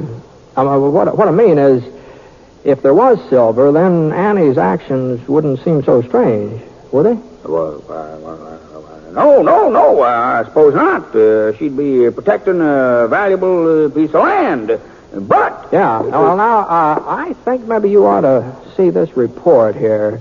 You see, I took some ore samples from the Huxley mine over to this assay office this morning, and, here's one of them. I'm afraid I don't quite follow you, Mr. Ponce. Well, if you'll just read that report, Your Honor. Let's see now. Samples tested show a value of approximately $125 a ton. $125? Yeah, I figured they'd run a little higher, but I guess here. The assay... Let me see that, Judge. I can't believe it. Well, that's what it says, all right. 120... Britt, this ore come from the Huxley? Yeah, that's where it came from. Listen, everybody. Everybody, Annie's found silver again. For all we know, the whole town's been sitting on it, just like in the old days. Silver! Yeah, but what about the railroad? You got a contract with my company. We don't need your railroad, Nelson. We've got silver. Please. Order. Now, I wouldn't be too hasty, Doc. Of course, there's no possibility of bringing the line through the Huxley now, I suppose. But there is that other route. It'd cost Mr. Nelson's company a little more money. That might be arranged. Of course, I'll have to check with the main office. Oh, you would? Oh, well, that seems a shame. Too bad you can't sort of make the decision right now on the spot, before another railroad hears about the silver and tries to beat you in here. Oh, no. On second thought, there really isn't any reason to delay the matter. If you'll just drop by my office, Dr. Cross, I'll send the contract and give the order to begin construction on the other route. I think Well, I guess that takes care of everything, except Annie and the sanity hearing. You were just about to hand down a ruling, Judge, weren't you? Now, you come to order. Well, there's no question about her sanity. And I'm surprised at you, Mr. Huxley. A lawyer of your standing, pressing a complaint like this. Why, Silver Annie Huxley is one of Virtue City's outstanding citizens. Always has been. Always will be. Court's adjourned.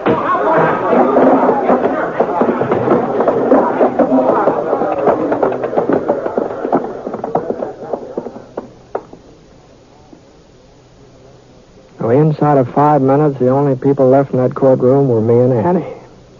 It's a funny thing, She was the only person who hadn't been excited about the silver. She just kind of stared at me without budging. And then the corners of her lips sort of wrinkled up into a smile. Britt Ponce? Yes, ma'am. You better get out of town before they find out. They'd tar and feather you for sure. Well, what are you talking about, Annie? Why? You think I didn't recognize that piece of ore? I ought to. I've been looking at it for 30 years. Them samples have been sitting on my dresser ever since Sin found them in his first strike. No. You saw them last night. You knew they were souvenirs from the old days. Well, they could have been something that you dug up recently, couldn't they? I'm not saying you lied, Britt. All you told them was that the ore was from the Huxley. That's true enough. It's just a good thing they didn't ask you when. Yes, I guess it is. Yeah. Well, anybody can make a mistake, You knew what you were doing. And you knew the railroad would be coming through the other route before they got wise. No, I wouldn't exactly say that, but under the circumstances, I kind of think maybe I'd better leave town. Don't you think that would be... So long, Annie. Wait a minute, Britt. I want to thank you. Oh, well, nothing to thank me for, Annie. It just looks like I can't tell old ore samples from fresh ones. That's all.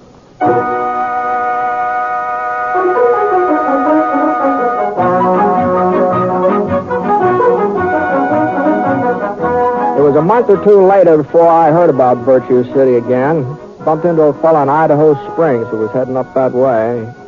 Said there'd been a big silver strike near the town. I tried to talk him out of going over there. I told him it's probably just a false alarm. He wouldn't listen. He said there'd been a false strike 3 or 4 weeks ago, and everybody went out prospecting. And the first thing you knew, somebody found silver. The real thing. Fella had a newspaper from Virtue City to prove it.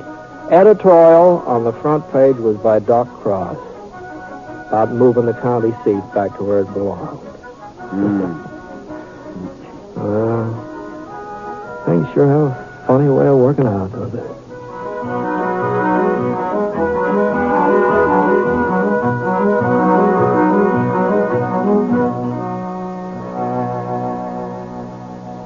Here's a tip for more great dramatic entertainment each week on the NBC Radio Network. Direct from his great hit in From Here to Eternity comes a new dramatic Frank Sinatra to play the hard-hitting adventure role of Rocky Fortune every Tuesday evening. And if comedy is your weakness, you'll want to know that Fibber McGee and Molly are now heard every day, Monday through Friday, on the NBC Radio Network. Remember, you'll hear more of America's greatest radio programs if you keep your dial set to this same station of the NBC Radio Network.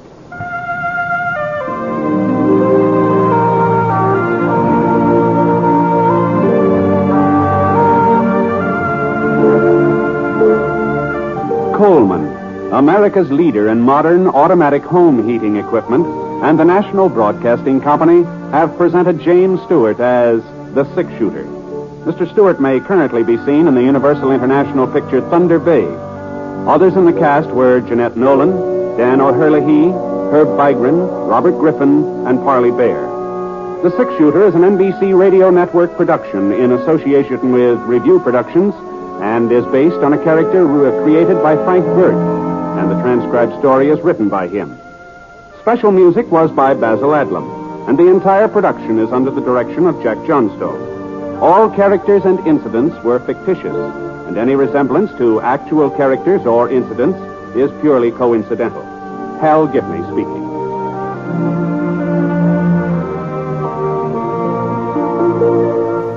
Stay tuned to HOJO Radio.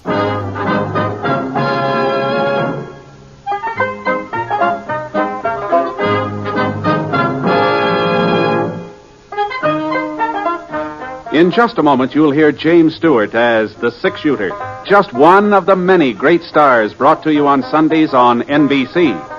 Every Sunday, hear Hume Cronin and Jessica Tandy in The Marriage, Sir Laurence Olivier on Theatre Royal, and Lawrence Tippett with the Golden Voices, Helen Hayes, Frederick March, Rex Harrison, and Lily Palmer on the NBC Star Playhouse.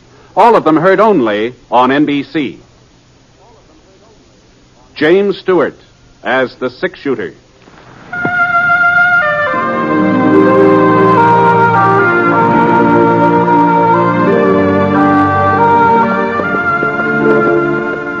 The man in the saddle is angular and long-legged. His skin is sun-dyed brown. The gun in his holster is gray steel and rainbow mother of pearl, its handle unmarked. People call them both the six-shooter. The NBC Radio Network presents James Stewart as the six-shooter, a transcribed series of radio dramas based on the life of Britt Ponsett, the Texas plainsman who wandered through the Western Territories, leaving behind a trail of still-remembered legends.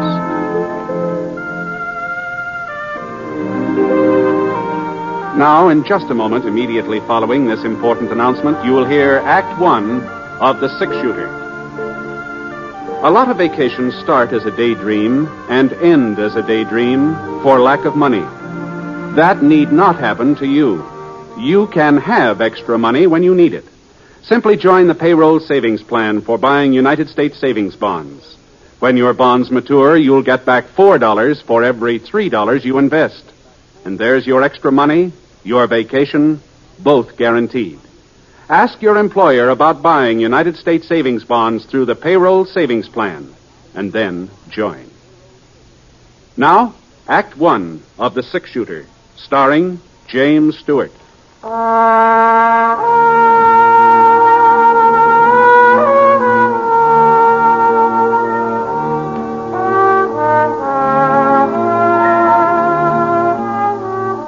wind had died down, and it was quiet now.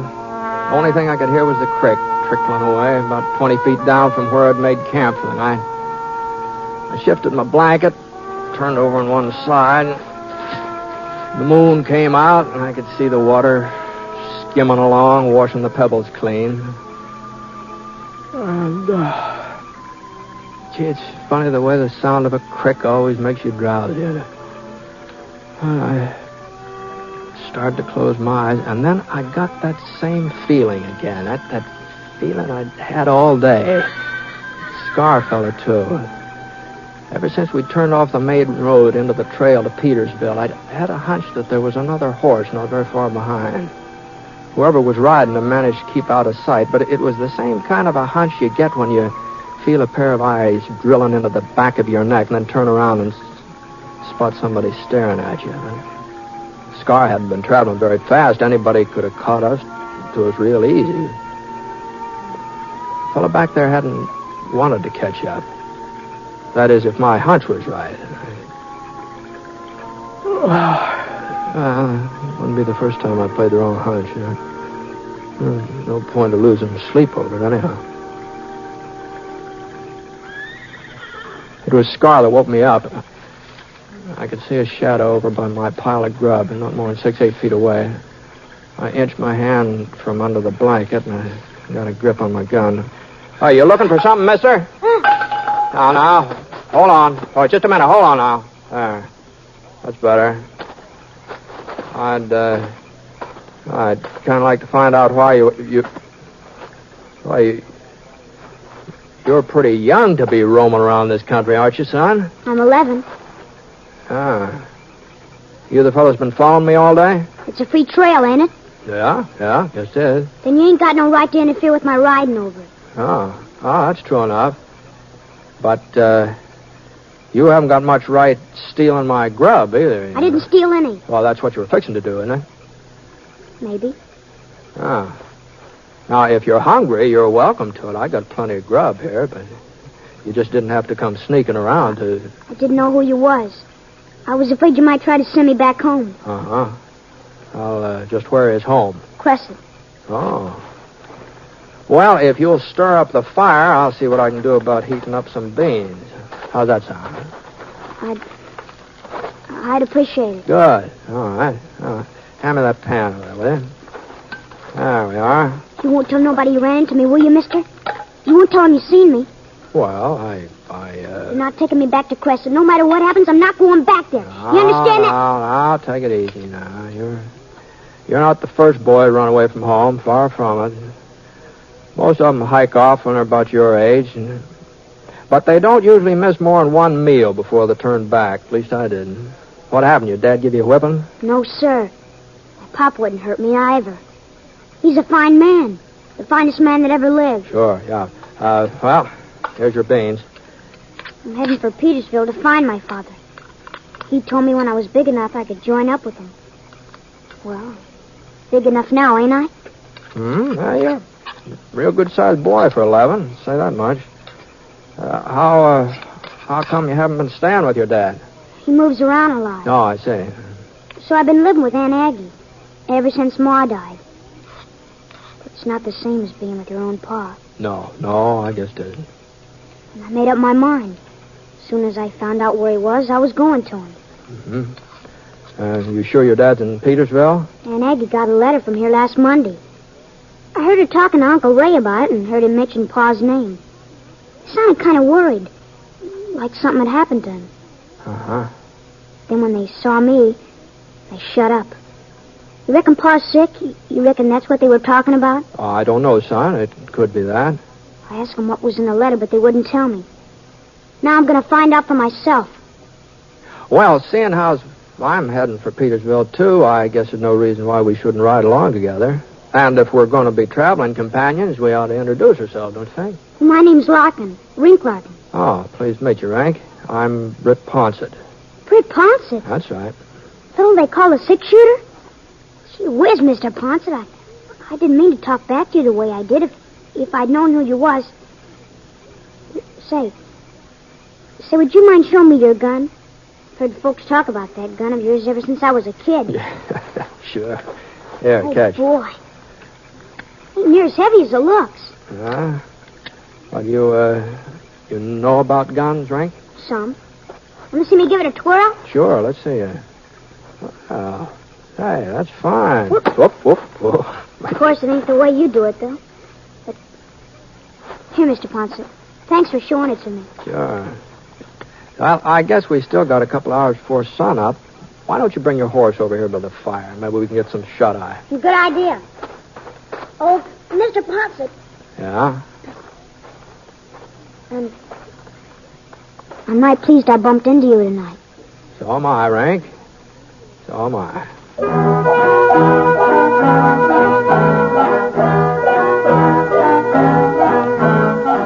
We got an early start the next morning. That is, considering that it took me almost half an hour to get Rank awake and on his feet. It was about 4 o'clock when we got into Petersville. Hadn't been through that way for a couple of years, but the town, it hadn't changed much. About the only thing different I saw was a new livery stable and a fresh coat of green paint on the Jackson Hotel. Men playing checkers in the front porch, they hadn't changed at all. Except maybe their beards a little grayer. Of course, my hair wasn't exactly the same shade it used to be, you know.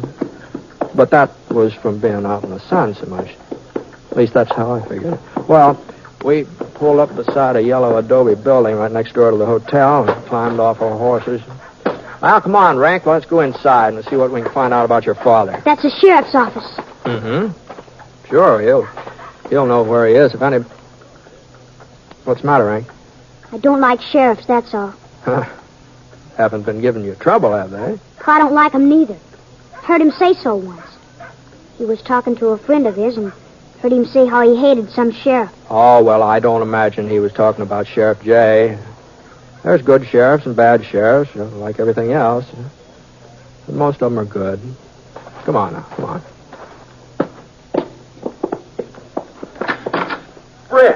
Britt Ponce. Hello, Sheriff. Hi. What in thunderation you doing in Petersville? Well, the widow Jenkins is going east for her daughter's wedding. She asked me to look after her place while she's away. Well, it sure is good to see you. Say, who's your friend here? No, this is Rink, Sheriff. He was coming to Petersville, too, so we decided to ride along together. Pleased to meet you, son. Howdy. Matter of fact, that's why we stopped in to talk to you. Rink wants to find out about his father. I'd be glad to help out if I can. What's his name, son? Larkin. Earl Larkin. Oh, I see. I'm sorry. You're just a couple of hours too late. Too late? I wrote to your pa's sister in Crescent. Her answer came in on the morning stage. She said she didn't want your pa's body for us to bury him here. Funeral was this morning. Pa's dead? But, wait, you knew about him being killed, didn't you? Your aunt told you. I guess she didn't, Sheriff. Oh, I didn't mean to blurt it out, Britt. I figured... How? I thought... How did it happen? We don't have to talk about that now, son. I want to know. What happened? Look, suppose you come up to my house for supper, huh? After you've had a nice home-cooked meal. It won't do you no good to stall, Sheriff. I want to know who killed him. You'll find out anyway, Sheriff. Yeah. Yeah, I guess he will. All right, son. It was me. You? Marshal over at Atterbury sent word that Larkin and his pal Cliff Traeger were heading this way. I'd heard about him before. I knew what to expect. He rode into town about noontime. I was waiting inside the bank. I had deputized some of the boys, and they were with me. Your pa and Traeger didn't have a chance, son, but they shot it out anyway. Wouldn't drop their guns, even though we had the draw on them.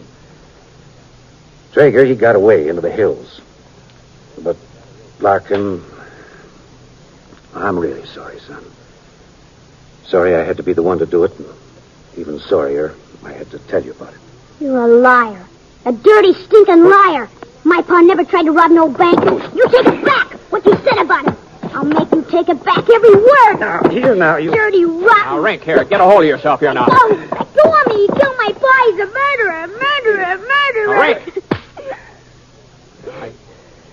didn't want to hit you, Rink, but I... Why shouldn't you hit me? You're his friend, ain't you? He killed my pa, and you're his friend. I think I ought to go after him, Britt. Try to explain. No, I expect it's best to leave him by himself for a while. But this wasn't the first holdup Larkin and Traeger tried to pull, not by a long shot. I didn't have no chance. Yeah. Well, someday the boy will understand. Understanding age. They happen anyway, whether a person's ready for them or not. It doesn't look like Rink's ready. Not for this, anyway.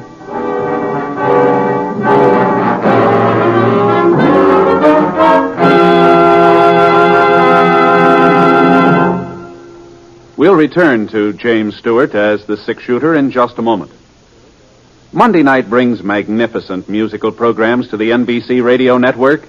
It's an evening designed for restful relaxation, a time to sit back in your favorite chair and listen to melodies old and new on such famous programs as The Voice of Firestone, The Railroad Hour, and The Telephone Hour. The Voice of Firestone continues to enchant radio audiences from coast to coast, and the program is now in its 25th year. Also on Monday evenings, enjoy the operettas presented on the Railroad Hour. Gordon MacRae is your Railroad Hour host, and each week he is joined by a charming guest artist in the stellar productions of this fine show. You'll also want to hear the Telephone Hour every week, as it presents the music of Donald Voorhees and the Bell Symphonic Orchestra and Chorus, as well as superb guest soloists. Listen Monday evenings on the NBC Radio Network.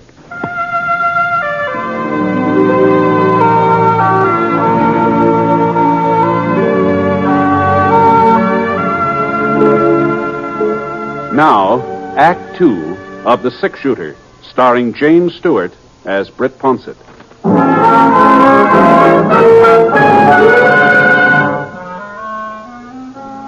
After I made sure of a room for the night, I started out looking for Rink. I had a hunch I wouldn't have a hard time finding him. There was only one cemetery in Petersville, a sloping hill west of town. Pines all around it and soft green ferns mixed in between the trees. Rink was there, sitting on his haunches right beside a mound of fresh earth. He wasn't crying, but his cheeks were streaked with wet dust where the tears had been. Oh, Rink. Say, if these things were your paws, I thought maybe you might like to have them here. You, want some supper? I'm not hungry. Yeah, well... You believe what the sheriff said, don't you? You believe he was right to kill Pa? Well, I wasn't there. I didn't see how it happened. But you're on his side anyway. Well, people don't have sides, Rank, not on a thing like this. I do. I'm on Pa's side. He was a good man. Never did anybody harm, never. No matter what that lying sheriff says. Well, maybe you saw your dad different from other folks. And that doesn't mean you're wrong. Maybe with you, he was different. I want to make it up for him, Mr. Ponsett.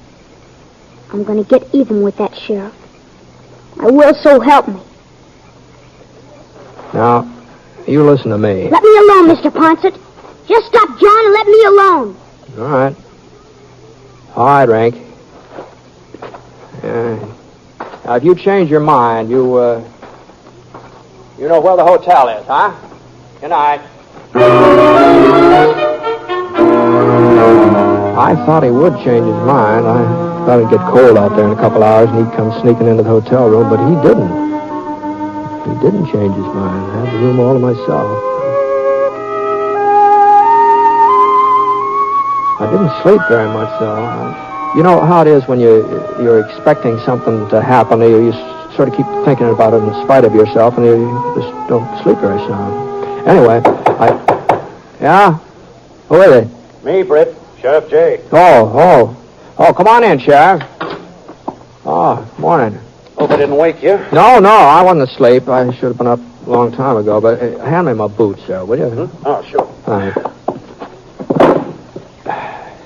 Thanks. Hey, boy's not with you? No. No, I haven't seen him since last night. Don't know where he went. Oh? Something the matter? Thompson's hardware store was robbed about 3 a.m. No money missing. Just a revolver and some bullets, as far as Brad Thompson can tell. Oh, I see. Got in through the back window. Found some boot prints outside.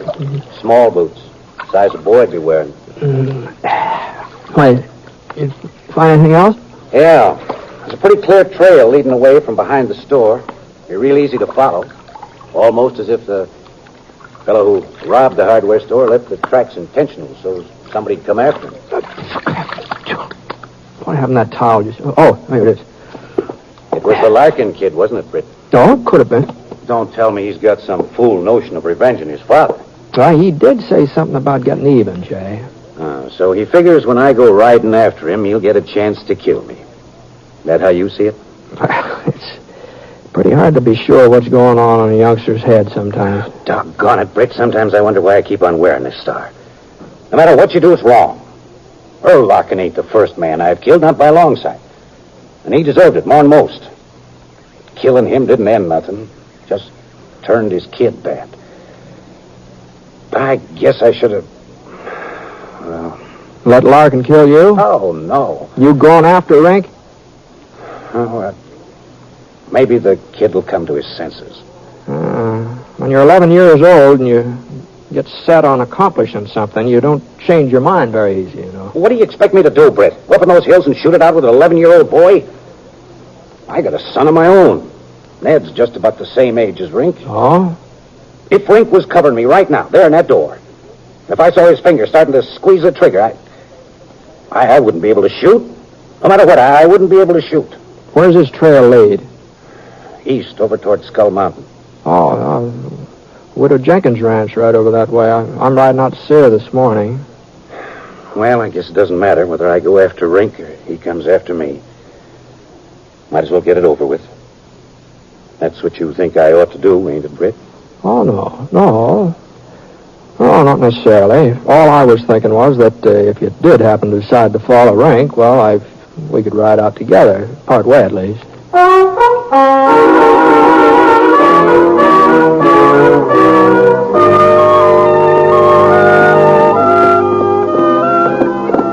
We're getting pretty close to Black Canyon, aren't we? Yeah, it's only about half a mile. If somebody wanted to set up an ambush, that canyon would be a good place, wouldn't it? Yeah. Well, here's the turnoff to the Jenkins ranch. Huh? Oh, yes, yeah. That's right. Well,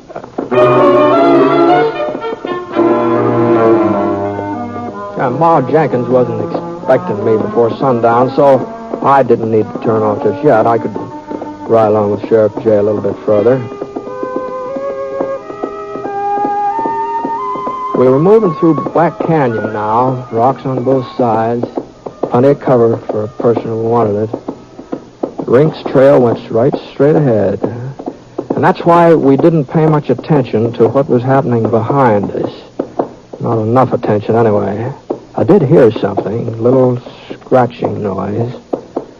By the time I turned my head, the barrel of a revolver was poked out through a crevice between two boulders. And it wasn't Rink who was holding the gun. All right, boys. What? And don't reach. Traeger!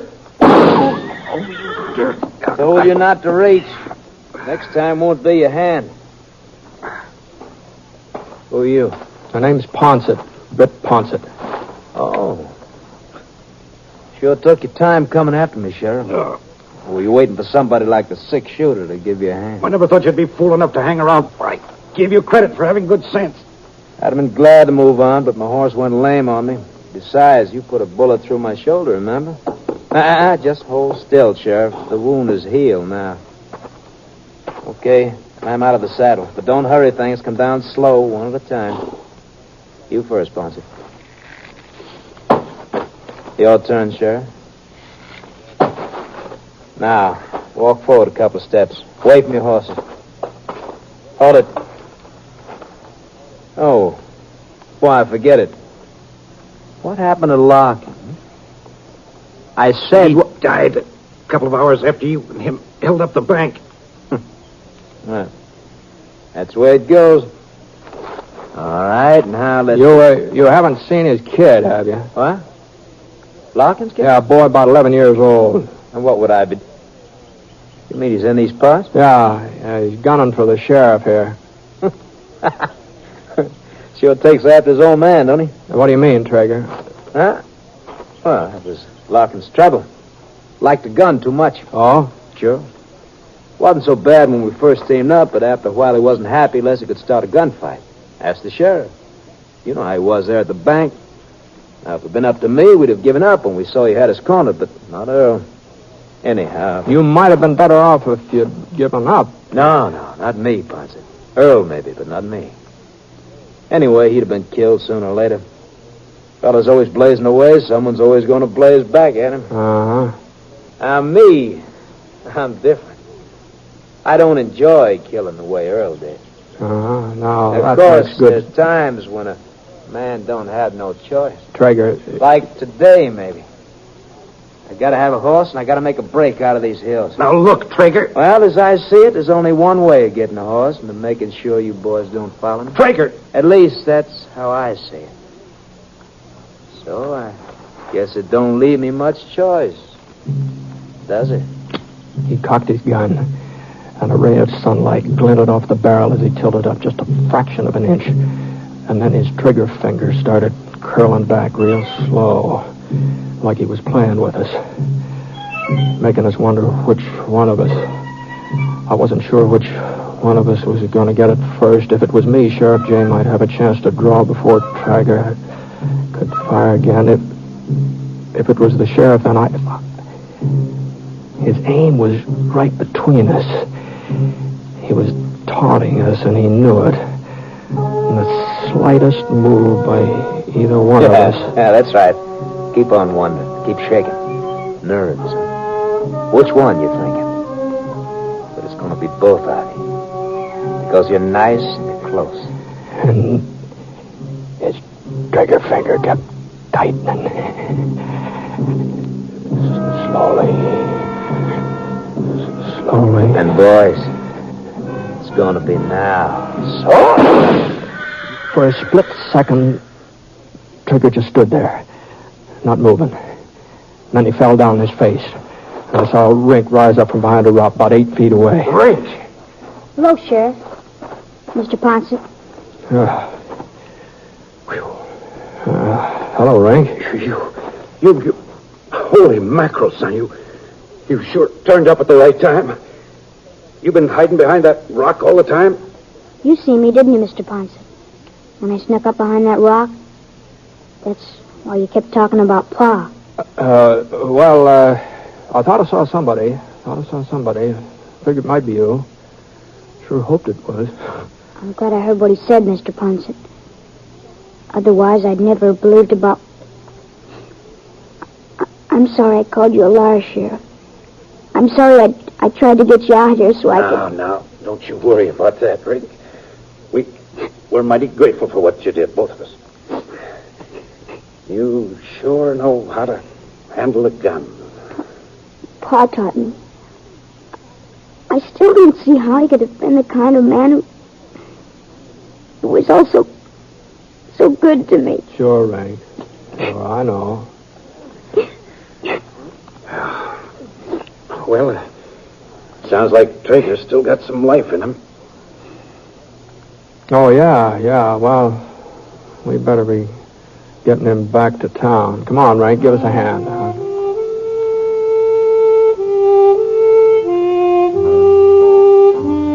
Well, since I was going to be alone on the Jenkins place while Maul Jenkins went east, there didn't seem to be any good reason why Rink couldn't stay along there for a while, too. At least until the time for school to take up again. So I wrote a letter back to his aunt explaining things. She wrote back. She didn't seem to have any objections. But somehow, reading between the lines, I got the feeling she kind of missed that boy, Rink. And, well, it wasn't very long before he began to miss her, too.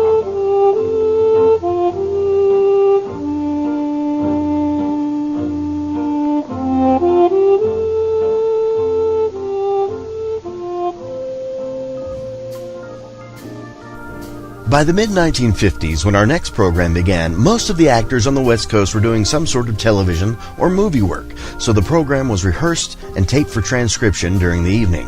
Once a week, the cast and crew got together at CBS Studio One in Hollywood to tape the show.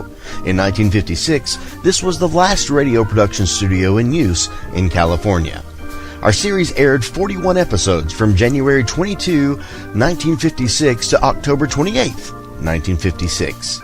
We present to you Fort Laramie, next on HOJO Radio. At the gallop! Ho!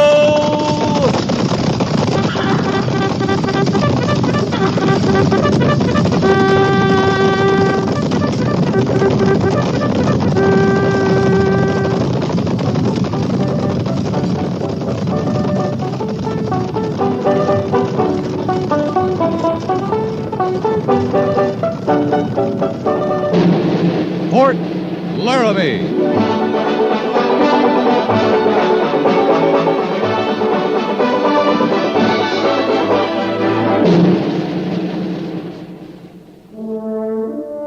Fort Laramie, starring Raymond Burr as Captain Lee Quince.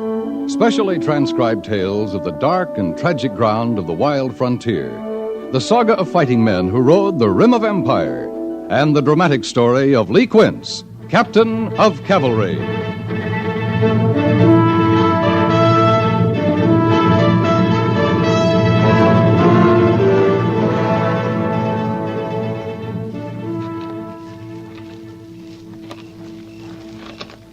You hear anything now, Gorse? A lot of little sounds, but not the moaning. Might be he's dead, Captain. Might be. This is where his horse came out, this clearing. He shouldn't be much further in, dead or not. You a hand to see in the dark, are you? Not much, no. I can always light this lantern, you know. You want to be seen, do you? Well, if he's dead, he won't see no lantern. If he isn't? I still can't see in the... How's your hearing in the dark? I heard that all right. Just ahead, Gorse. You can light your lantern now.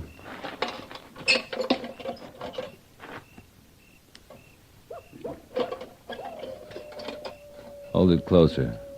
Toward his face. He looks kind of young, Captain. Kind of wild, too. He's full of pain and scared. Do you speak the tongue of white man? I speak. Our camp is back by the river. We'll carry you there. You kill? No. Got a canteen, Gorse? Yes, Captain. Give him a drink. You'll mind the lantern? I'll mind it. Can you lift your head up to it? Oh, no drink. What's the matter with you? You shot up for fair. You must be burning inside. You drink some of it, Gorse. Oh, yeah.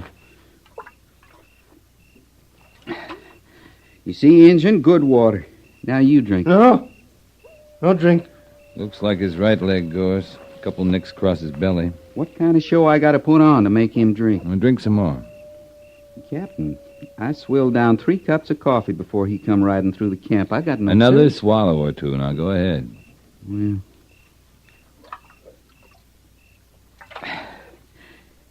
Now then, Injun, you got to make up your mind. Either it's good water or I got a taste for drinking poison. Now, which will it be?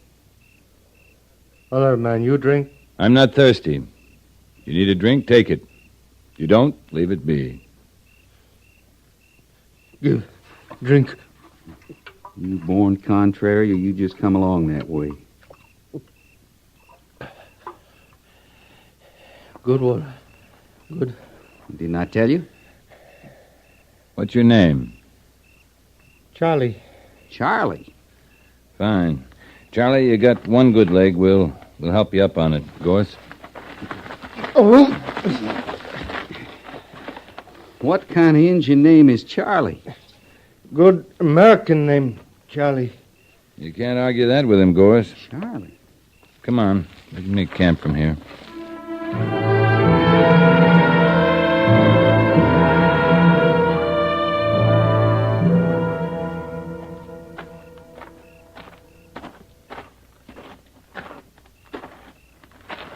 He's sleeping, Captain. He's bound to. He lost a lot of blood.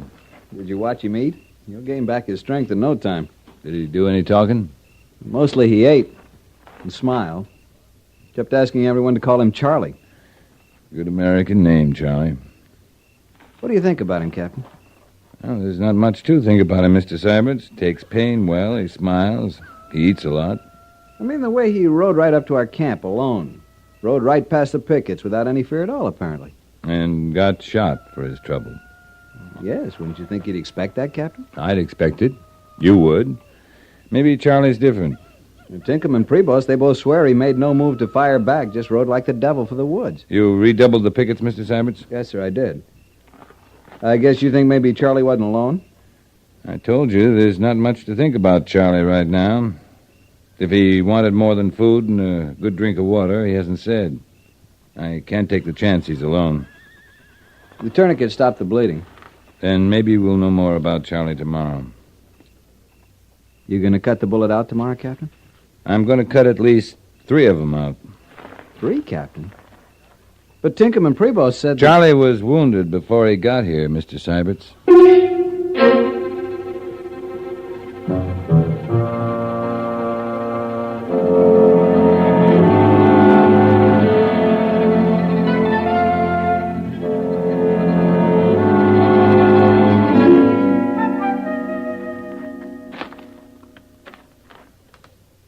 You come ask question, Captain? How do you feel this morning, Charlie? Charlie, feel fine. Leg feel bad. Yeah, I'll bet it does. All right if I look at it? You look.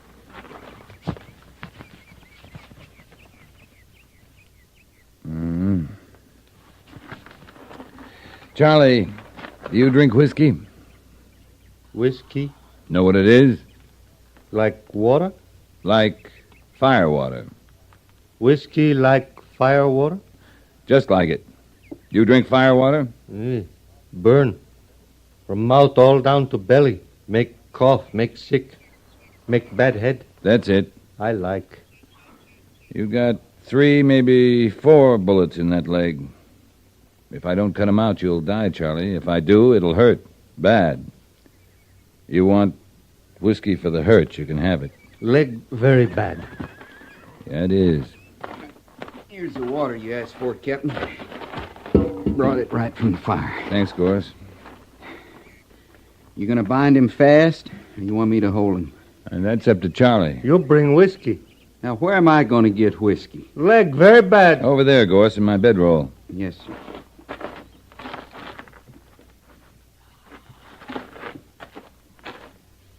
I suppose I gotta take a couple of gulps before you figure it's safe to drink, ain't you? You got bad leg? Only bad thing I got's my temper. Give Charlie whiskey.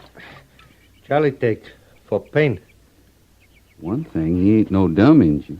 Go on, Charlie, drink it down. Let me know when the leg doesn't hurt anymore.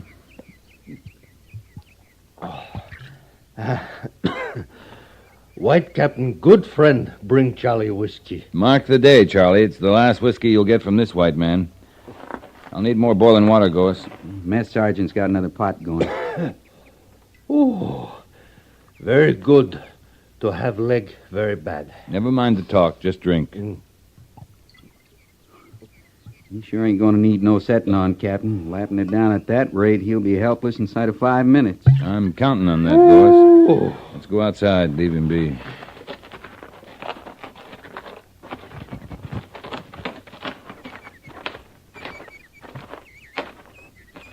I sure never seen the like of him. He's not cut on any pattern I know either. That leg's bad, just overnight. It's real bad. He say who shot him before we did? There's a long list of things he's not said. Time for talk will come later. Well, that's a quart of whiskey, Captain. Oh! It was a quart of whiskey, Gorse. Well, you ready for surgery? You got a mind for it, sir? I got a mind, but not much stomach for it. Now, let's get it over with, Gorse.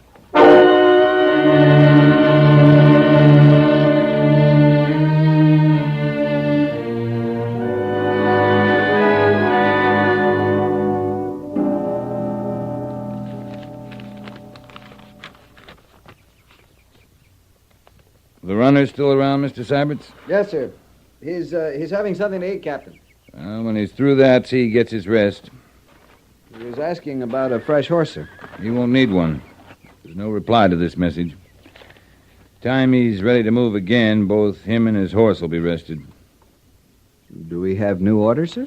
Major Daggett will be here tomorrow with a platoon from G Company. We're to wait for the rendezvous. Well, the message says to keep Pete Hazen here till the Major arrives. Yes, and I'd do that if I'd laid an eye on Pete in a month. I thought he was scouting up in the Bighorn country. Last I heard he was. Guess the Major's counting on reports from that area. Maybe we'll be moving up that way. Are they talking about Charlie, Captain? We're not going to find out sitting in a tent, Mr. Syberts. That crazy fool. Sergeant! Yes, sir.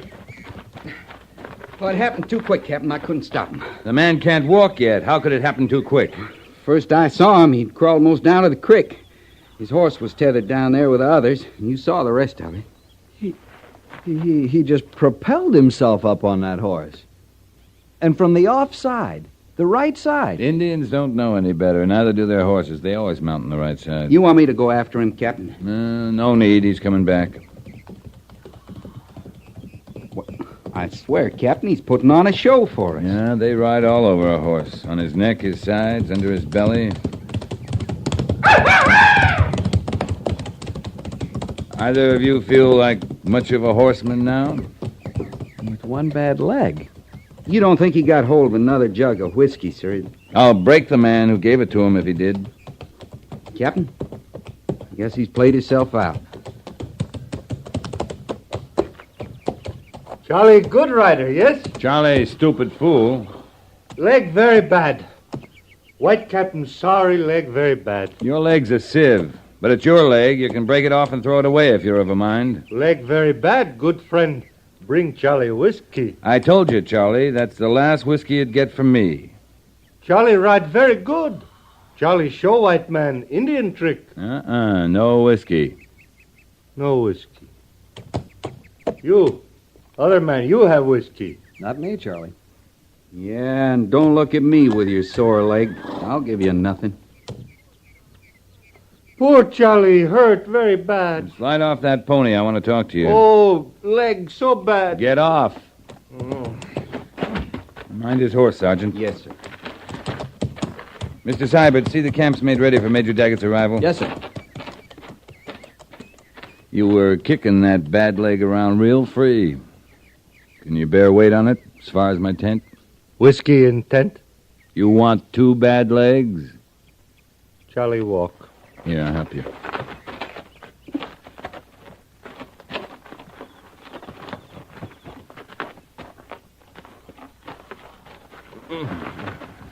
There now. Let me see that leg. Charlie do bad thing to ride? It should have killed you. But you're such a contrary cuss. It looks fine, Charlie. It's got no right to, but your leg looks fine.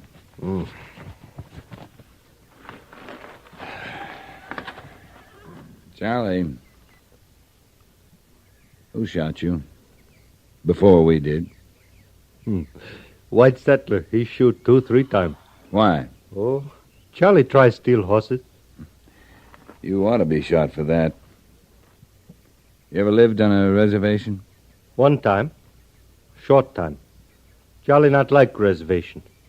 Nothing can do. Charlie like steal horses. You steal horses all alone, do you? Sometime alone, sometime with Cheyenne brave. Charlie find horses. Tell others, they come, we steal. That makes you a Cheyenne scout, then? Charlie like steal horses. Also, hunt. You're not Cheyenne, Charlie. White Captain can tell Charlie not Cheyenne? Well, you look more like a crow to me. Yes, crow. Charlie Little Bear. All blood crow. Sioux, Cheyenne, Arapaho, all drive crow people from land of father, from Bighorn. Charlie liked Bighorn. Charlie lived there. Even with Cheyenne. There's no Cheyenne reservation in the Bighorn? No reservation. Just Cheyenne Brave and Charlie. Like steel horses. Hunt. You like to kill white men? Charlie not kill white man. Not ever kill white man. Charlie friend. Got name from white man. What white man? Many years, when Charlie live with own people, white man come. For hunt, furs. Teach Charlie speak tongue of white man. Then he die. Charlie take name of friend. Mm-hmm. You let Charlie go back, Bighorn. Hunt. Steal horses. If you stole horses, you broke the law. You put Charlie reservation? I might. Might put you in jail, too. I might do almost anything with you, Charlie. Except give you whiskey.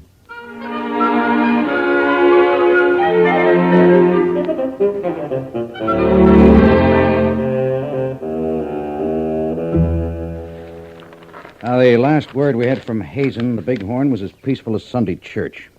Now, all through these valleys here, settlers are complaining of increasing Indian raids. For horses, Major? For horses, until the last few days. Runners are reporting a band of marauding Cheyenne. Burning, massacring as they go. Through here, you say? Along Stinking Water? That's the Shoshone River, Captain. The Indians call it Stinking Water. Well, we're going there. It doesn't much matter what the Indians call it. Might matter, Major. How's that? We can't wait for Pete Hazen.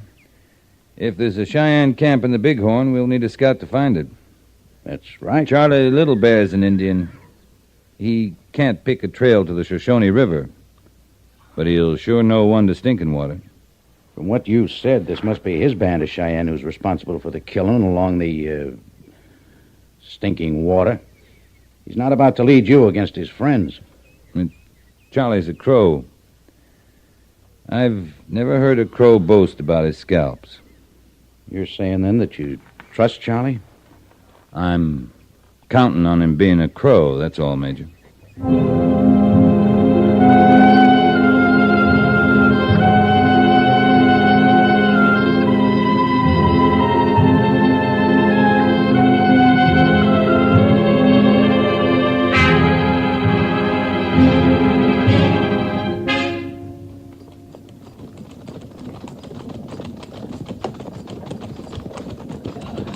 Just look at that Charlie Little Bear, Captain. Smiling, riding easy. Think he was out on a happy hunting party. I'm looking at him. You call him a scout? I could have got us this far by myself. You know where the Cheyenne camp is, Gorse? No, sir. Well, I don't either, but Charlie does. I'm hoping he'll lead us there. Just because you fixed his leg, Captain? Just because Charlie doesn't like killing, Sergeant.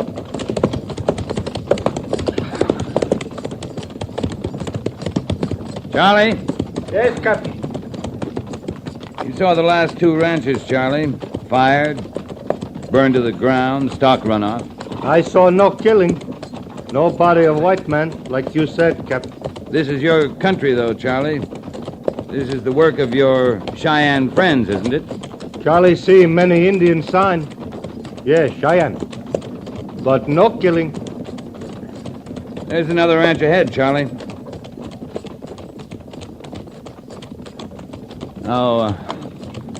How's your leg holding up? Oh, good. White Captain fixed leg very good. Charlie not forget.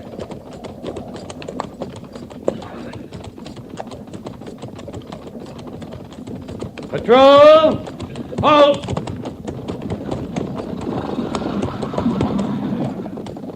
Dismount. Search the premises. Dismount. Sergeant, report anything you can find to me. Anything. Yes, sir. Blood here, Captain. Dry blood. Marked the ground. A trail of it. Leads up to the cabin. Or what's left of it, anyway. And many pony. Cheyenne pony. You been here before, Charlie? Not here. Old man live here, not many horses. Charlie likes steal many horses.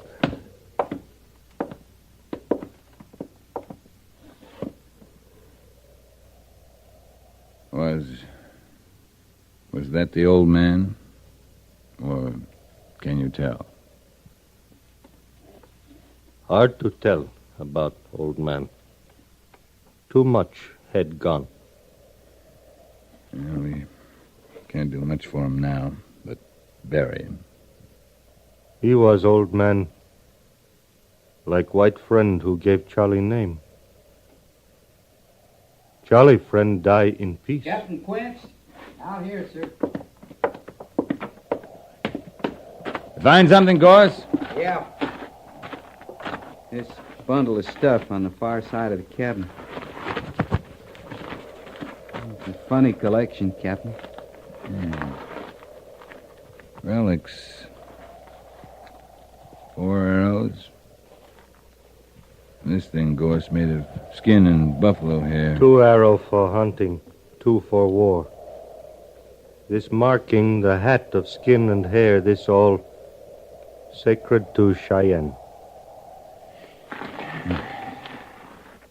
There's an old man dead inside the cabin, Sergeant. Fall in a burial detail. Yes, sir. You sing death song for old man, Captain? We'll just bury him, Charlie. And hope he's found his peace. This day is old. Son dies, too. Yeah. We'll be making camp soon. Charlie not like killing. With tomorrow's sun, Charlie lead you to Cheyenne camp.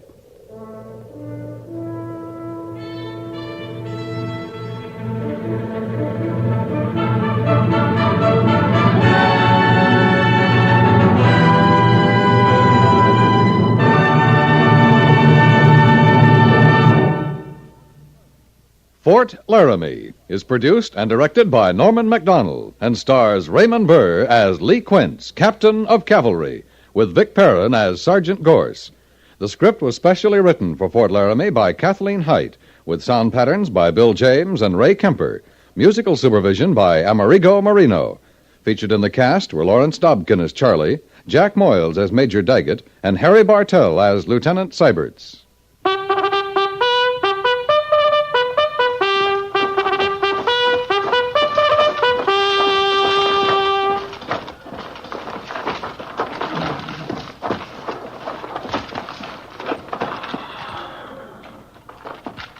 Company, tension! Dismiss.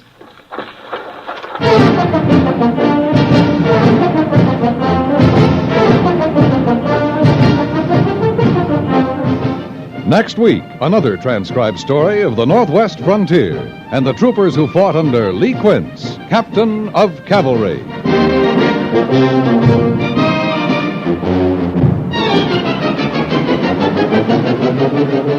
With the Far East as a backdrop, and with intrepid correspondent O'Hara right in the foreground, you're sure to have an exciting adventure every Monday night right here at the Star's address. If you like your mystery on the fast-moving side, be sure you're listening to CBS Radio each Monday evening when another thrill-packed episode of O'Hara comes your way on most of these same stations.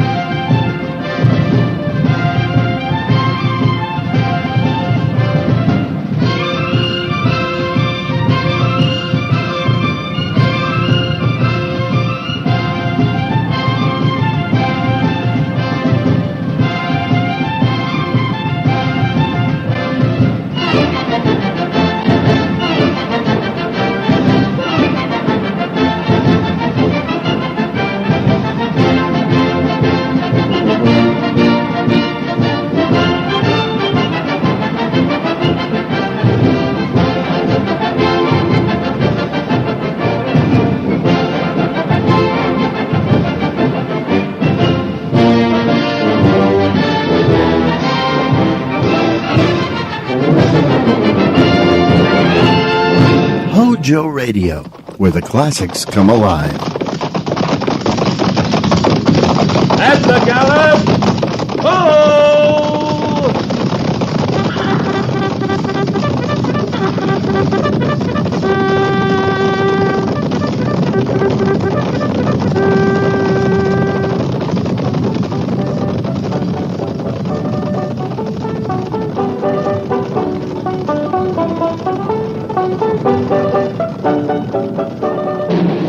Fort Laramie.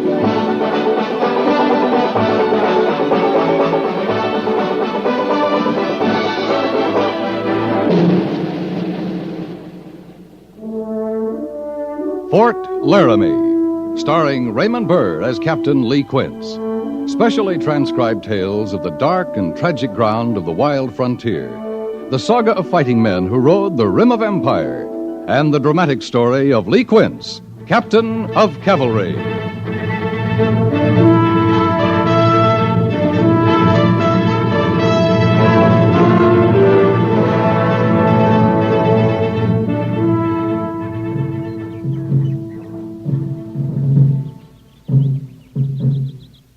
Are you all right, Jesse? I'm all right, Major Daggett. It's been a long walk up here. You'd like to sit? I want to stand, thank you. Jesse, whenever you're ready. Whenever you're ready, Chaplain. Speak your heart.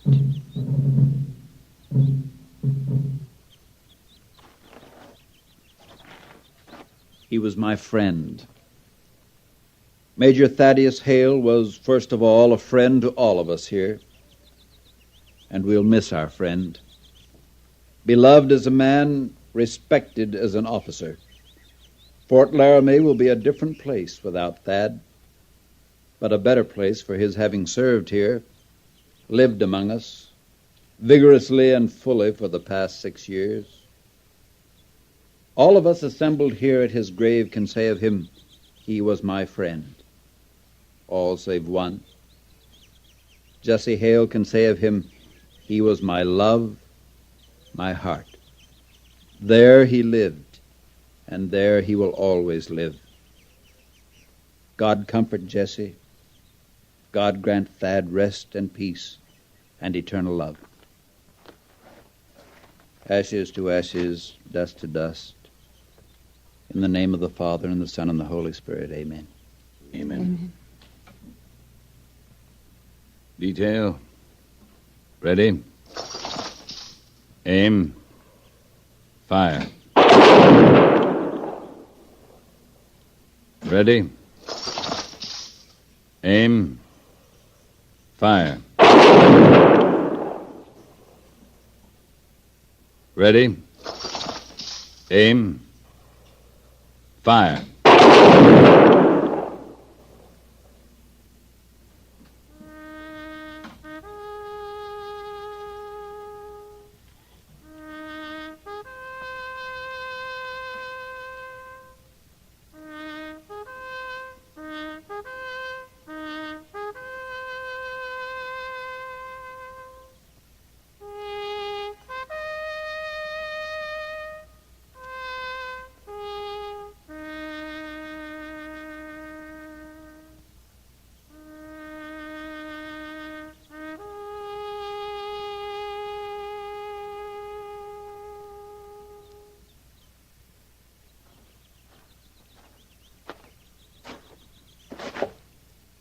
The Major's flag, ma'am.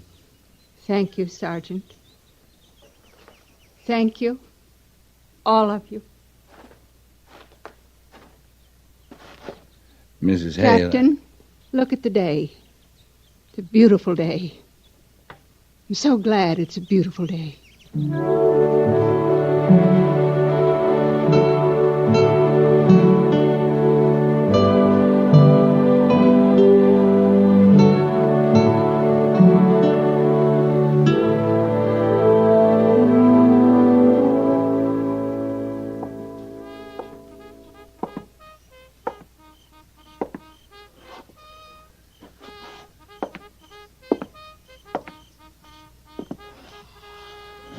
Blast it.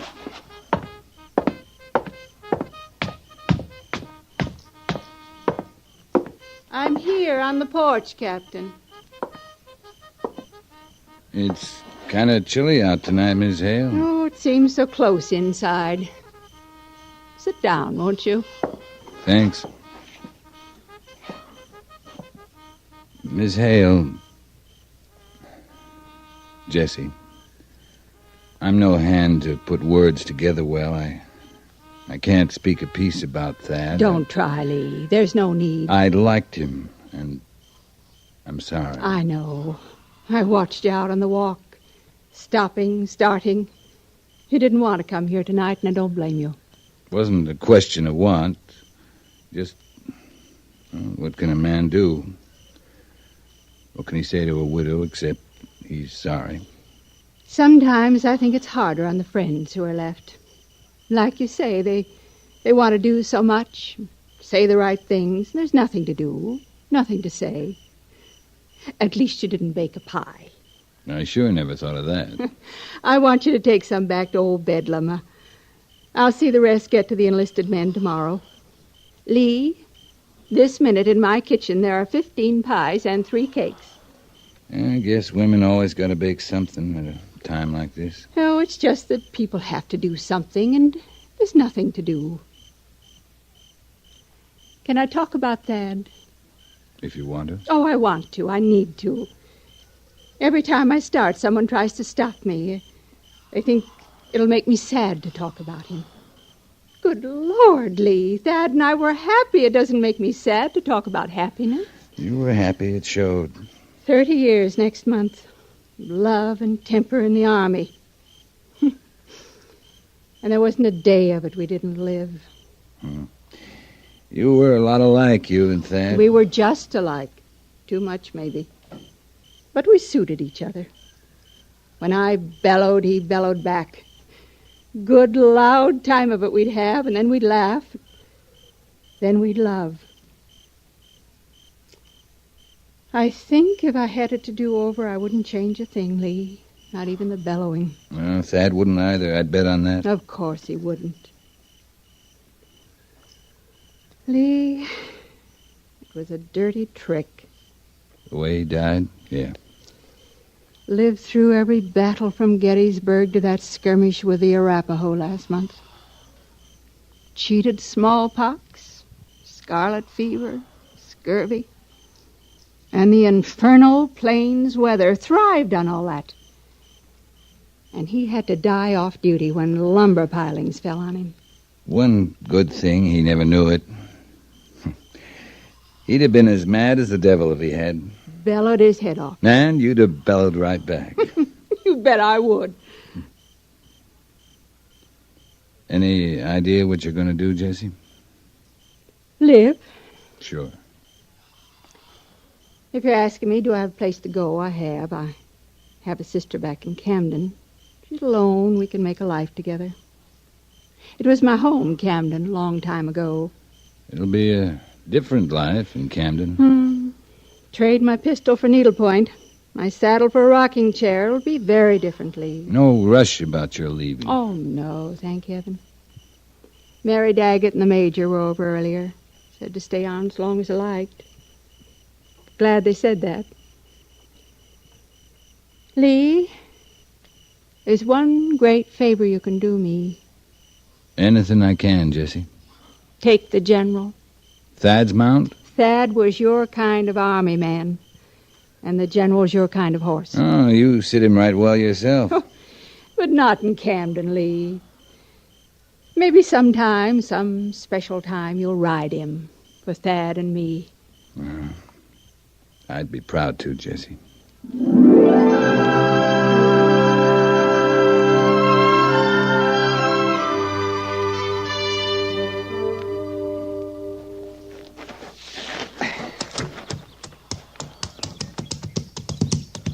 Watch it, Lieutenant. He's mean this morning.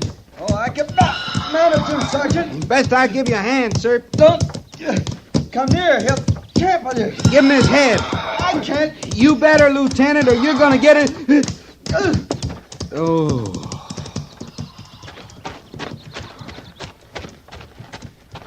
Thanks for the warning, Sergeant. You hurt, sir? That'll come later. Here.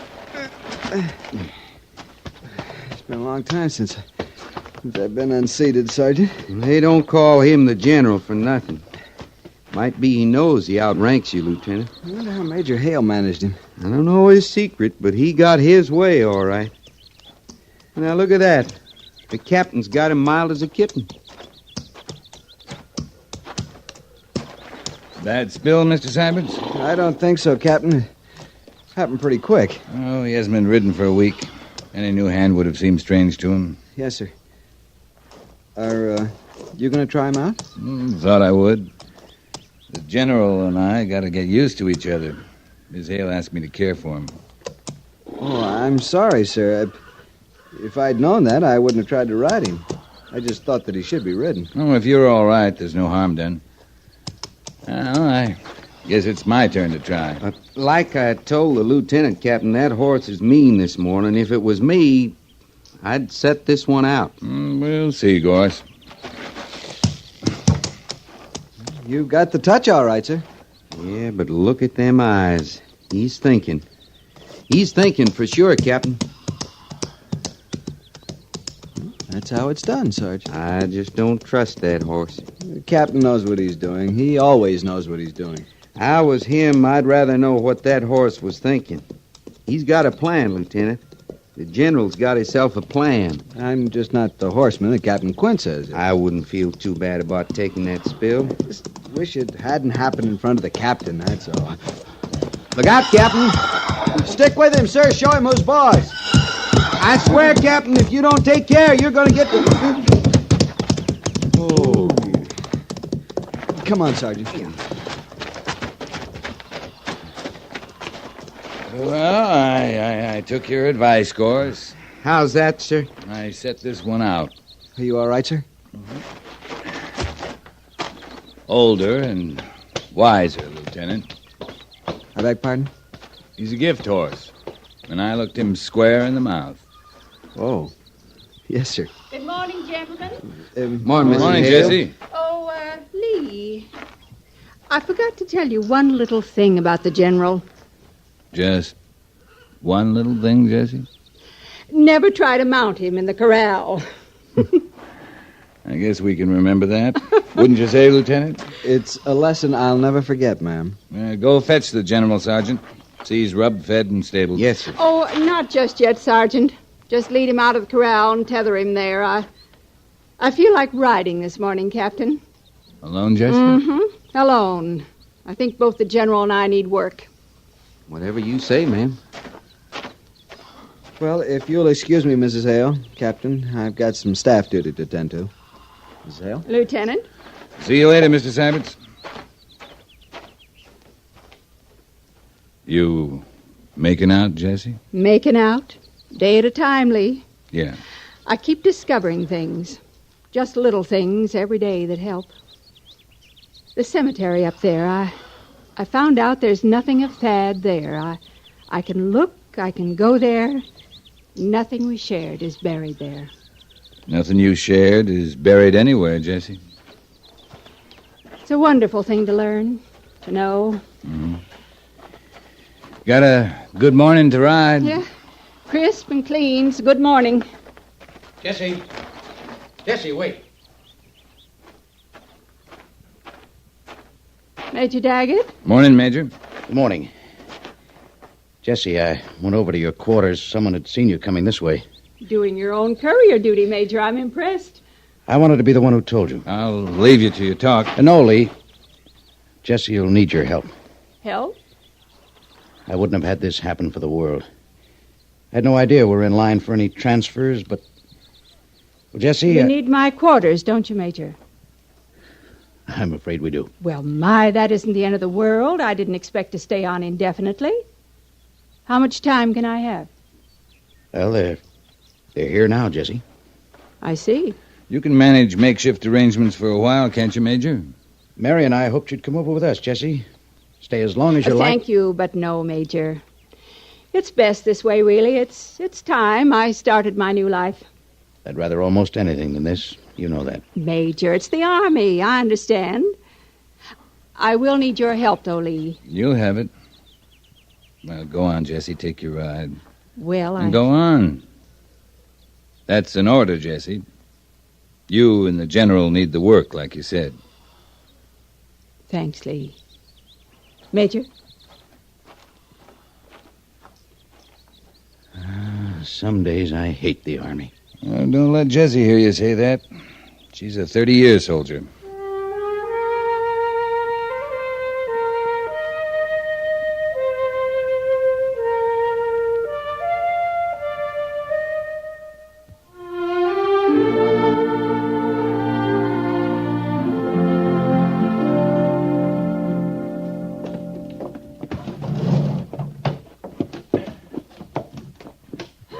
Thank heaven I never was a hand to collect much. I learned that moving from post to post. Dad and I could clear out of a place in 2 hours' notice any time. And did, too, I'll bet. Oh, you should have seen us when we arrived here from Fort Kearny. 2 rucksacks, 2 saddles, and a pair of silver candlesticks. Only wedding present we had left. What about all this furniture? It's yours, isn't it? It was built right here by Thad Stryker and a couple of other enlisted men. Don't you want any of it, Jessie? It belongs here. Well, I'd feel better knowing it was here, Lee. sure. I'll take these bags out. I'll have the others ready right away. Now, don't hurry, Jessie, any more than you feel like. And don't you look so grim, Captain. I mean it. There's a time to go, Lee, a right time, and when it comes, it should happen quickly. Yeah, that's best.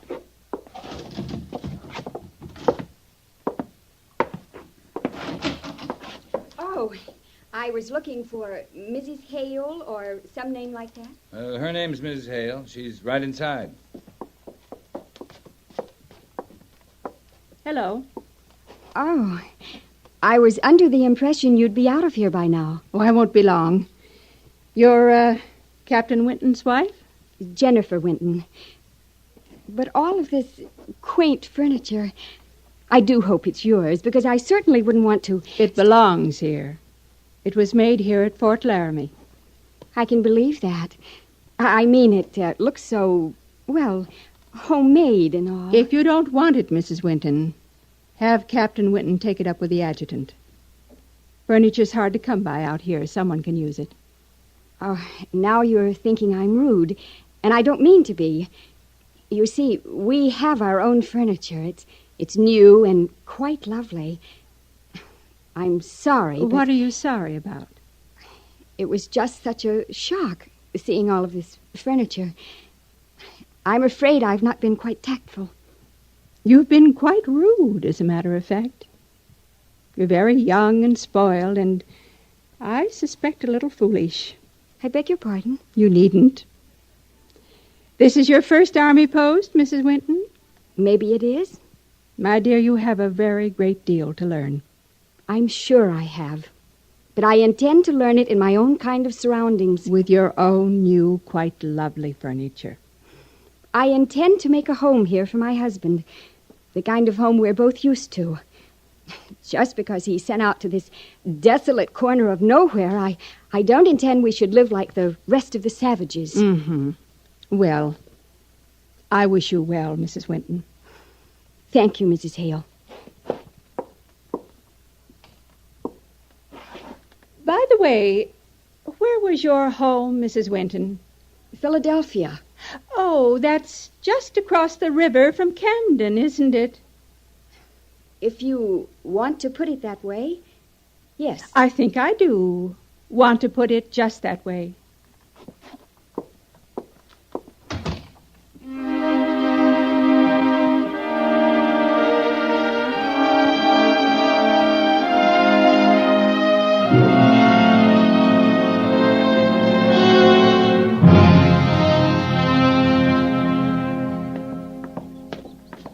Sergeant Gorse took your bags over to the stage. You've still got a few minutes, Jessie. She can't be over 20. Not a day over 20. Who can't be a day over 20? Well, you saw her. She came just as you were taking my bags out. Oh, that one. Mrs. Winton. She look over 20 to you? I'm a better judge of horses, Jessie. Philadelphia girl.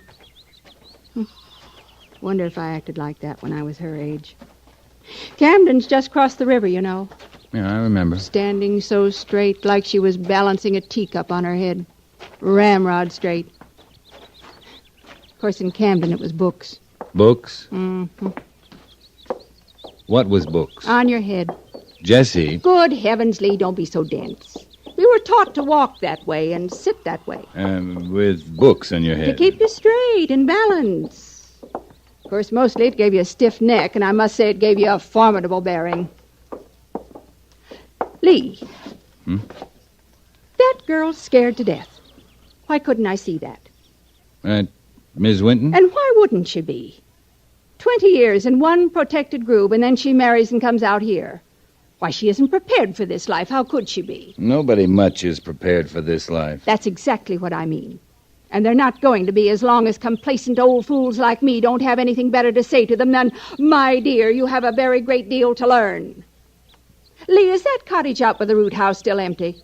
I think so, Jessie. Well, sir, you can move my old furniture in there right away.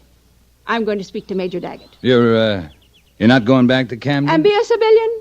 Not when there's so much Army work to do, Captain. And if I've learned anything in 30 years, the Army's taught me. It's time I started paying back a little.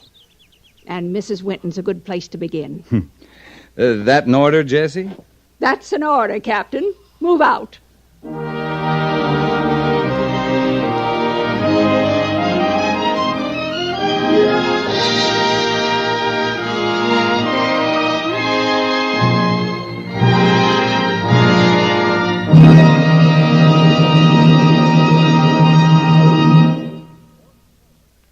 Fort Laramie is produced and directed by Norman MacDonald and stars Raymond Burr as Lee Quince, Captain of Cavalry, with Vic Perrin as Sergeant Gorse. The script was specially written for Fort Laramie by Kathleen Height, with sound patterns by Bill James and Ray Kemper, musical supervision by Amerigo Marino. Featured in the cast were Helen Klebe, Sammy Hill, and Parley Bear. Jack Moyles is Major Daggett, and Harry Bartell is Lieutenant Syberts.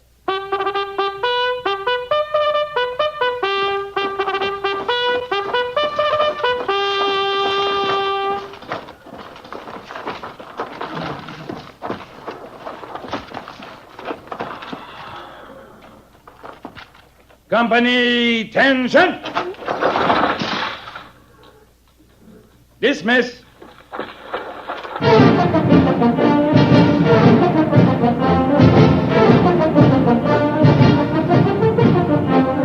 You've just heard another transcribed story of the Northwest frontier and the troopers who fought under Lee Quince, Captain of Cavalry.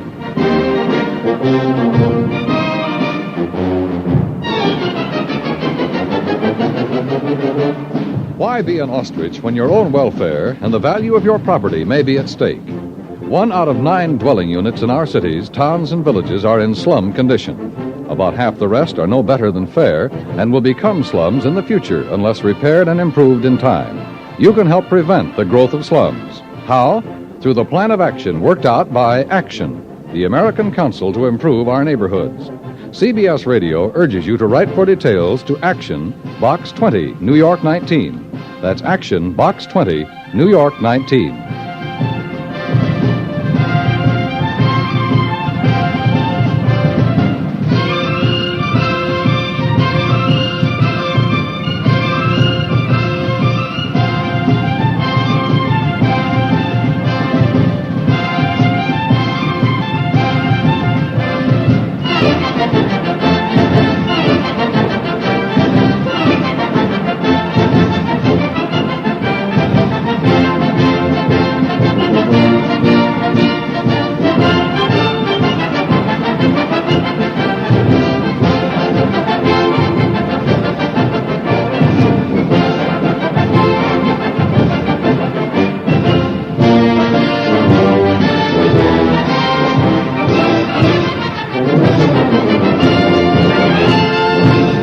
And now, a Western drama series created by director Norman MacDonald and writer John Meston.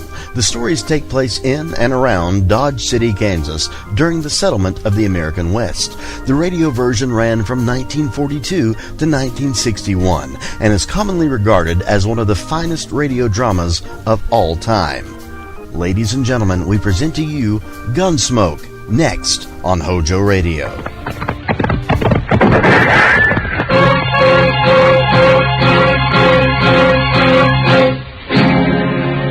Around Dodge City and in the territory on west, there's just one way to handle the killers and the spoilers, and that's with a U.S. Marshal and the smell of gun smoke.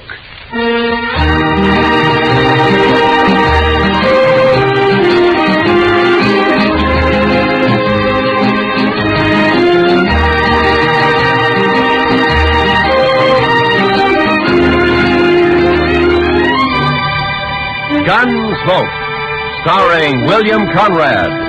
The story of the violence that moved west with young America. The story of a man who moved with it. Matt Dillon, United States Marshal.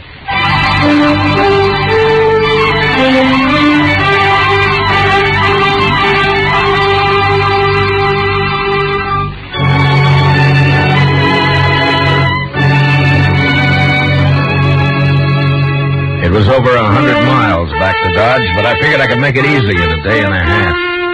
I'd been in Hays City as a government witness in a murder trial, and I was anxious to get back. So I rode out of Hays one morning a couple of hours before light.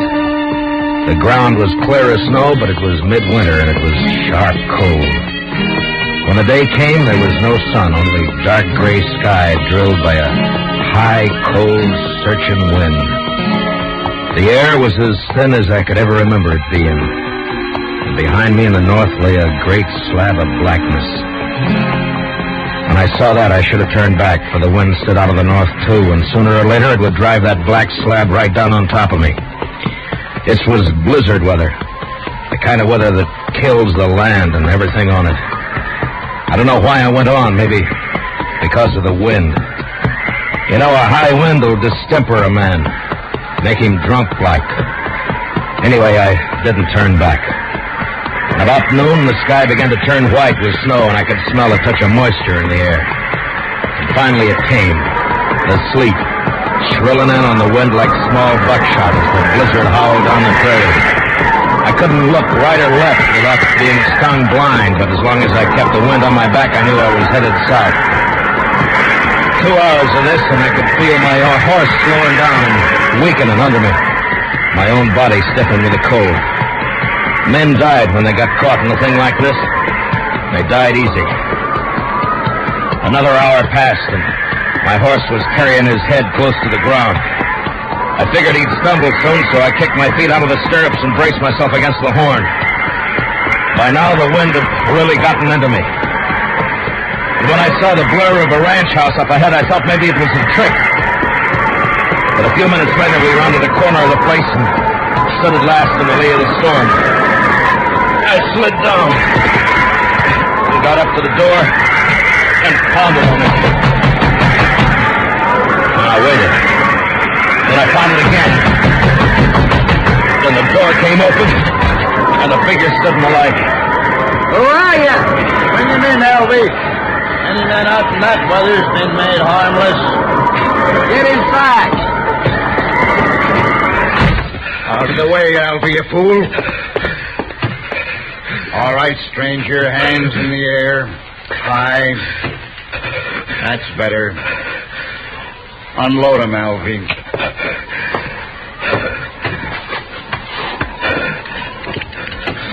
Nice gun, Hank. Real nice gun. Shut up. Hey, take him down, stranger. You can come up to this stove now, but don't try nothing. I'll cut you in half with buckshot. He was a burly man with flushed cheeks and a wild red beard and a great shock of red hair. Even his hands and fingers bristled with it. He sat on a stool by the stove, a shotgun across his knees. And his eyes never left me.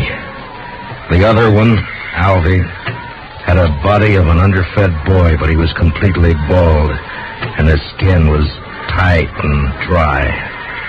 He looked like a naked skull.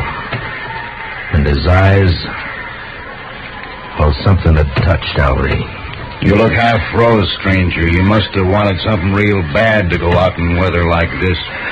I never saw him around here before, Hack. He's a stranger, Alfie. He don't belong around here. Of course, we don't know anybody, but I seen a few, and I never seen him before. Maybe he's seen you, Alfie, somewhere. Not me. He never saw me nowhere. How do you know that? Maybe he was just looking for some cows and got lost in a storm. You're just a kid, Alfie. I always said you don't know much. Belle, get on out here. She was a pretty girl, but with a dark, half-wild look that I'd never seen before in a woman. Her eyes jumped from man to man and then came to rest on me, fixed and curious. And then after a moment, she looked away and moved into a chair across the room. Supper ready, Belle? It's awful cold out. You recognize him, Belle? You ever see him before? No. You're sure now? Maybe Hayes City. Maybe you saw him up there sometime. I don't know him. You sure? Yes. If you're lying to me, you know what I'll do to you. Never saw him before. He come in here half froze, right out of the blizzard. Must have been looking for some cows and got lost. Shut up, Alfie. We don't know what he's doing here, Belle. Why shouldn't a man get out of the storm? Even in here. That's enough. All right, stranger, we never saw you before. We don't know who you are.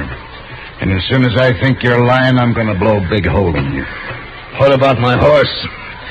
I'd like to put him in the barn if you've got one. Alfie? Oh, now, Hack, I ain't going out there. I'd freeze. And the horse will freeze if you don't. It's his horse. We might need it. Go on, Alfie, before I get cross. All right, I'll go. I know why that horse is so important.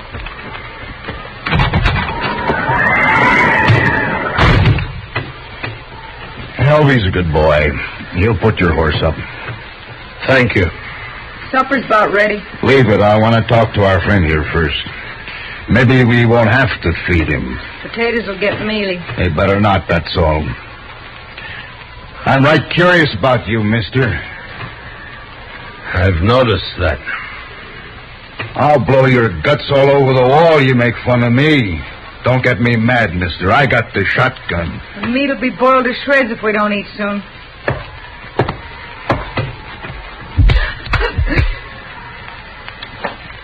You just won't understand any other way, will you, Belle? What is it you want to know about me? I can tell, mister, I can handle you easy now. What do you mean? All I got to do is wallop the girl and you'll talk. I don't have to do nothing to you. All right, if I take my jacket off? I've warmed up now. I mind. You might have a gun hid out in there. He can raise his hands. I'll unbutton it. Well, now, that's right smart of you, Belle. Oh, I'll hide it. No, leave it be. Belle. Come over here, Belle. Drop the jacket, Belle. Now hold out your other hand. Now open it, Belle. Open your hand. That's real bad what you did, Belle. Real bad. You know what I'm going to do? I'm going to put you outside for a spell out in the weather. After supper, after you've cleaned up supper, you can be thinking about it till then.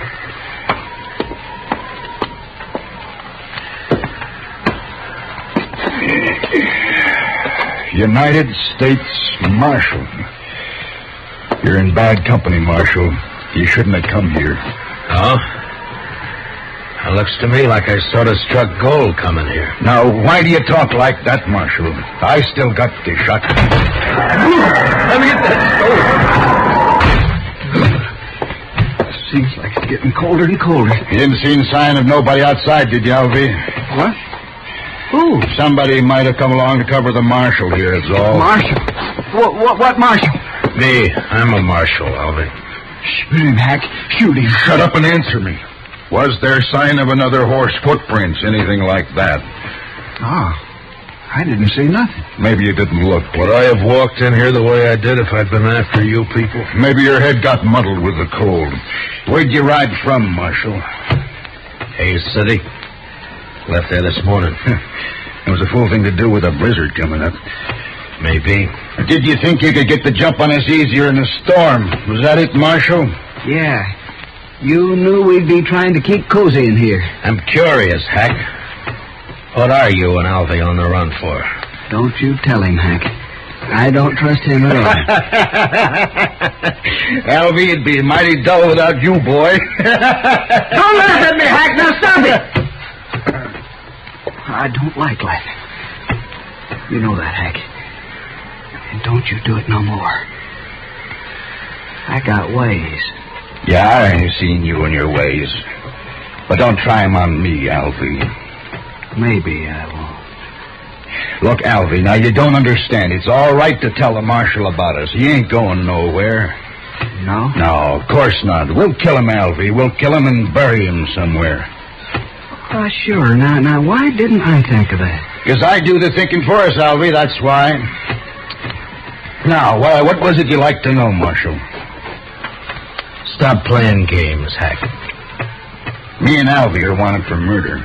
Up in Cheyenne, Wyoming. Seems a mite unfair, though. We didn't aim to kill nobody. It just happened that way. We was robbing the bank. Yeah, and a couple of the people there wouldn't do what we told them, so Alvy used his knife on one, but it just made the man holler. You could hear him all over town. And we had to shoot our way out after that. Must have killed 3 or 4 people. I know I killed 2. Worst of it was, Marshal, all we wanted just then was some money. We didn't care about killing anybody. But you know how it is, Marshal, when you're robbing a bank and all. Yeah, sure. Now, I don't suppose you do it that.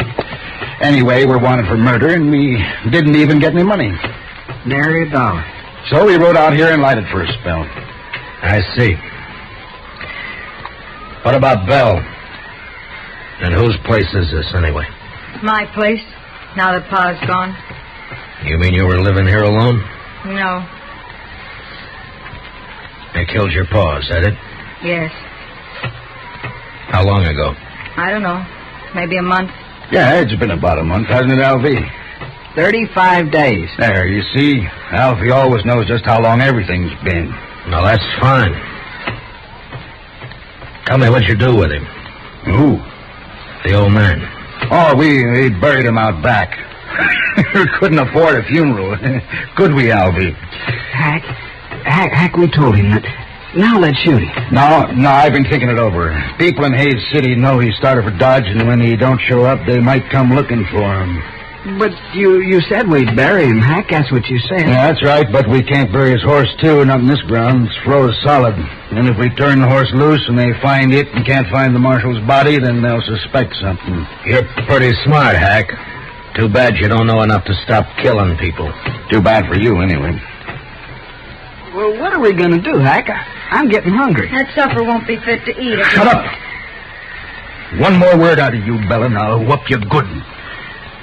Come on, Hack, I'm really hungry. No, listen to me, Alvy. Now, my idea is to knock the marshal on the head and throw him outside to freeze. Now, he'll keep real good that way. And when the storm breaks, we can carry him off 20 miles or so and dump him on the ground. Look like he got throwed and hit his head and froze. Oh, that's fine, Hack. That's just fine. Then we'll break his horse's leg, make it easier for them to find him. You just don't care about anything, do you, Hack? Just me. Sometimes, Alvy. Sure. Me and Hack are friends, ain't we, Hack? Of course, if it don't want snowing, we'll have to think of something else. Can't leave tracks for them to follow back there. Oh, Hack, ain't we going to kill him now? Well, sure we are, Alvy. I didn't mean that. Let me hit him, huh? You keep the gun on him, and I'll get up behind and hit him. There was a branding iron around here somewhere. I'll hit him with that. Hack, you've sunk pretty far, but I'm sort of wondering just how far. What do you mean? I'm wondering if you're low enough to kill a man before he's been fed. Here it is, Hack. Here, see? I found it. Leave it be, Alvy. We're going to eat first.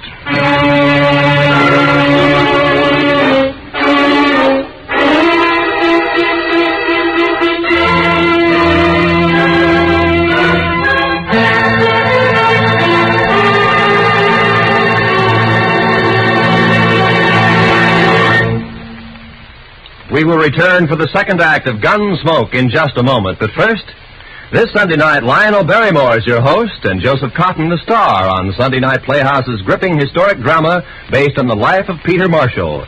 Hear how a Scottish immigrant lad rose to the position of chaplain of the United States Senate. A story you'll agree is far more fascinating than fiction.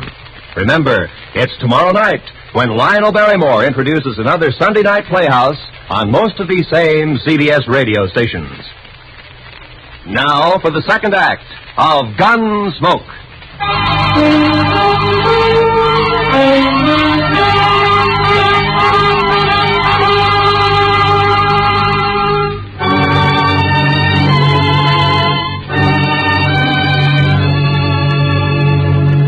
It was only 5 in the afternoon, but the blizzard had darkened the land, and its blackness showed in at the windows.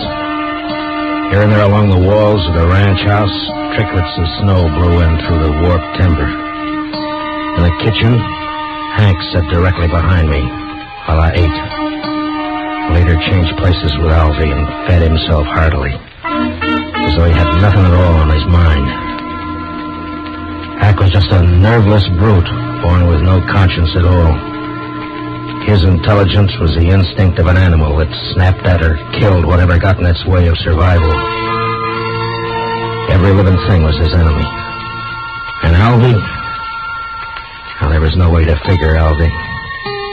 Too much of him was missing. My only chance lay on the girl, Belle, even though Hack had pretty well beaten all resistance out of her.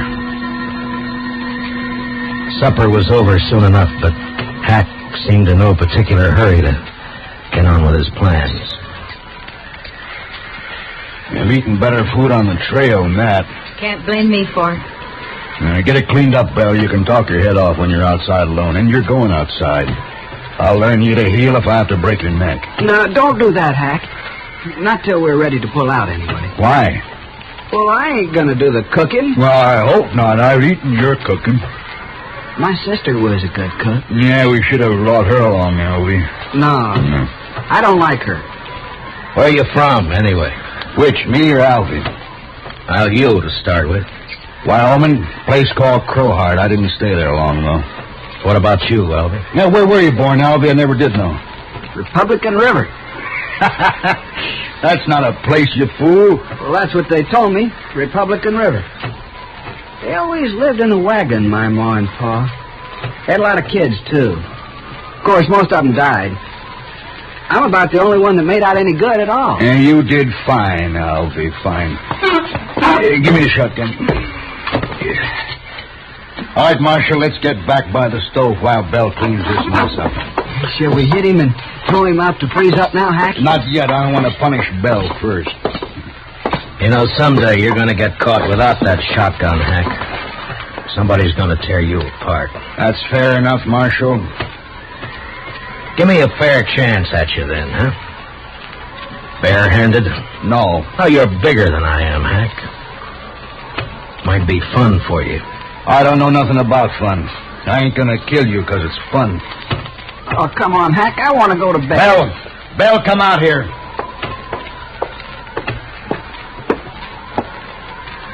Get outside like I told you. And don't open that door so wide you'll blow the lamp out.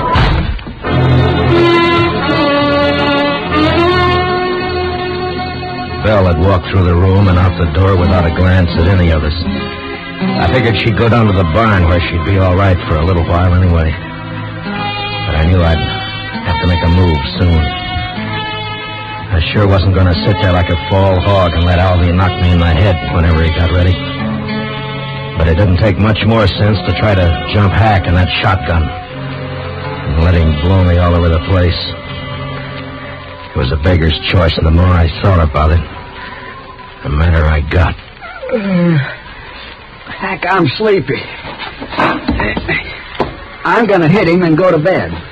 You can do what you want after, but I ain't staying up all night. Alvy's got his mind made up, Marshal, I can tell. Just what do you call his mind, Hack? I got ways to fix you, Marshal. Nah, never mind, Alvy. Wrap something around that iron, otherwise it won't look like he hit his head on a rock. What difference it makes? Do what I say, Alvy. All right, Hack. Here, I'll use this curtain. Now, keep your eyes on me, Marshal. Alvy moved around behind me and was getting a good grip on his branding iron. I leaned slightly forward in the chair and was tensed and waiting for the split second when my instinct had told me to jump. And then suddenly the door was flung wide open and the wind roared in, almost lifting the room as it came. The lamp flared and then went out as I plunged sideways from the chair. Did you hit him, Albie? Did you hit him? You bloody fool. Don't you try nothing, Marshal. I got some more shells right here. Don't you move now. I crawled across the room and was out the door before Hack could reload. In the snow outside, I stood up and turned to find Belle waiting by the side of the door, a pitchfork in her hand. I couldn't see her face very well in the dark, but I could tell she was shaking with cold. I reached out and took the fork from her and then flattened myself against the wall and waited. I was afraid it was you he shot. That was a smart trick, Belle. Throwing the door open that way. He shot Albie, didn't he? Yeah. Good. I think he's found out I'm not in there. What are you going to do? Wait. Marshal! Marshal! I'm going to kill you and the girl both now. I waited, praying he'd come through the door before my hands got too cold to hold the pitchfork. And finally the barrel of the shotgun appeared waist high and began to focus way around in our direction. It was stupid of him, but a man behind a gun often gets a false sense of power. I let him shove it out 3 or 4 inches, and then I slammed down on it. Then I jumped into the room. Hack tried to club me with a gun, but he missed. And I got in under him with a fork and lifted him off his feet. And he struggled for a moment like a spear fish and then went limp. And I let him fall. One of the prongs had reached his heart.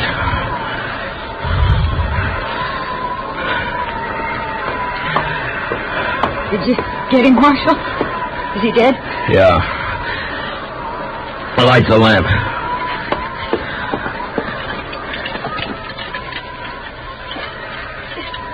I can't do it, Marshal. My fingers are too stiff. Here, I'll do it.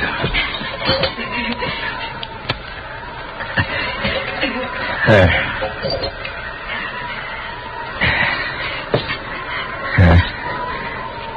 Quite a mess in here. Why don't you wait in the kitchen, Belle? I'm all right, Marshal. But I can't help you much till I get warmed up some. Now then, you stay by the stove, huh? I'll lug these people outside. Thank you, Marshal.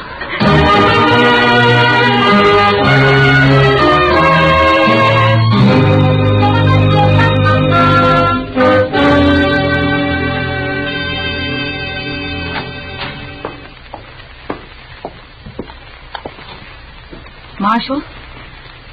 Marshal Dillon. What? Oh. Morning, Belle. Come on out in the kitchen, Marshal. It's warm there, and I got some hot coffee waiting. That sounds good. So it looks like the storm's lifted. It has. The wind's gone, but it's mighty cold out. I don't mind the cold. It's that wind that breaks a man down. There. Get some of that in you.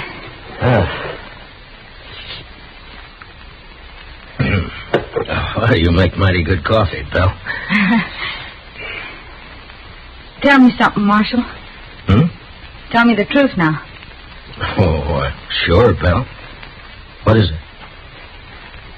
Are you married? I'd make a poor husband, Belle, for any woman. Why? Well, in my profession, it's too chancy. Thank you, Marshal. Thanks for putting it that way. Now, Belle, I didn't mean... Forget it. I'm leaving this place, Marshal. What? As soon as you go, I've packed what I need and I'm clearing off. Where'll you go? I got 3 horses. I'll ride up to Hayes City and sell them. Then what?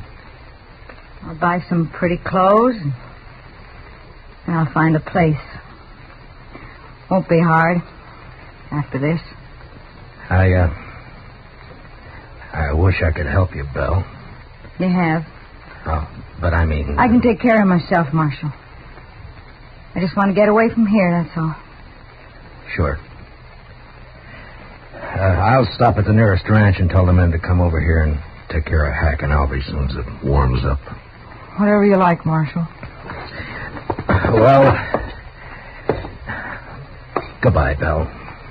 Goodbye, Marshal. Look me up in Hayes City next time you're there. Sure I will. But, Belle, don't let all this make you bitter. There are a lot of good men in the world. So they say. So long, Marshal.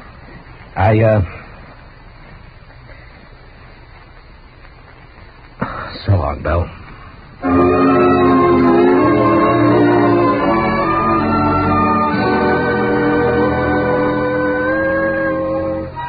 A few minutes later, I'd saddled up and was on the trail to Dodge.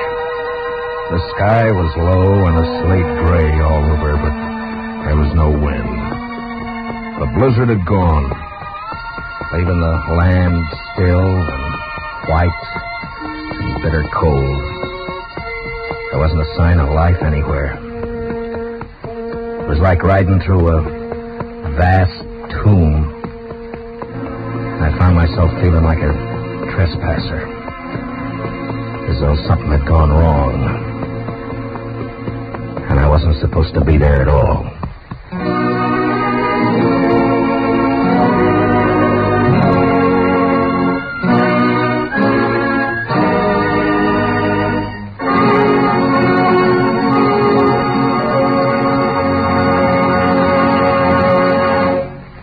Gunsmoke, under the direction of Norman MacDonald, stars William Conrad as Matt Dillon, U.S. Marshal. Tonight's story was specially written for Gunsmoke by John Meston, with music composed and conducted by Rex Corey. Featured in the cast were John Daner as Hack, Harry Bartell as Albie, and Vivi Janis as Belle. Gunsmoke is heard by our troops overseas through the facilities of the Armed Forces Radio Service. Join us again next week as Matt Dillon, U.S. Marshal, fights to bring law and order out of the wild violence of the West in Gunsmoke.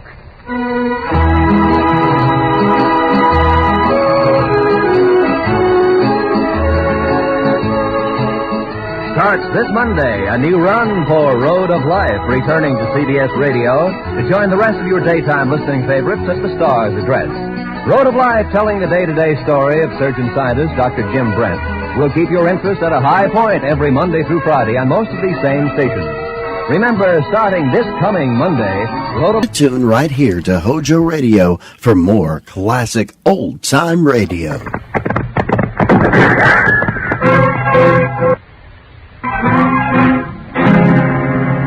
Around Dodge City and in the territory on west, there's just one way to handle the killers and the spoilers, and that's with a U.S. Marshal and the smell of gun smoke.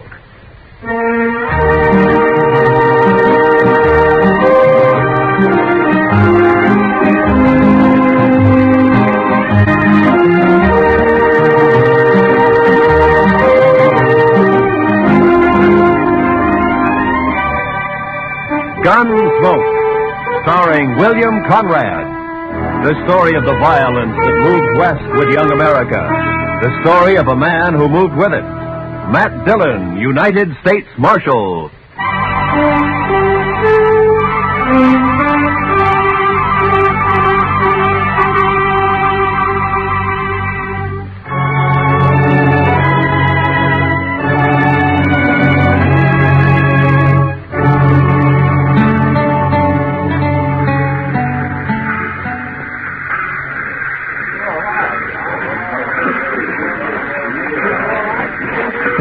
.20 p.m.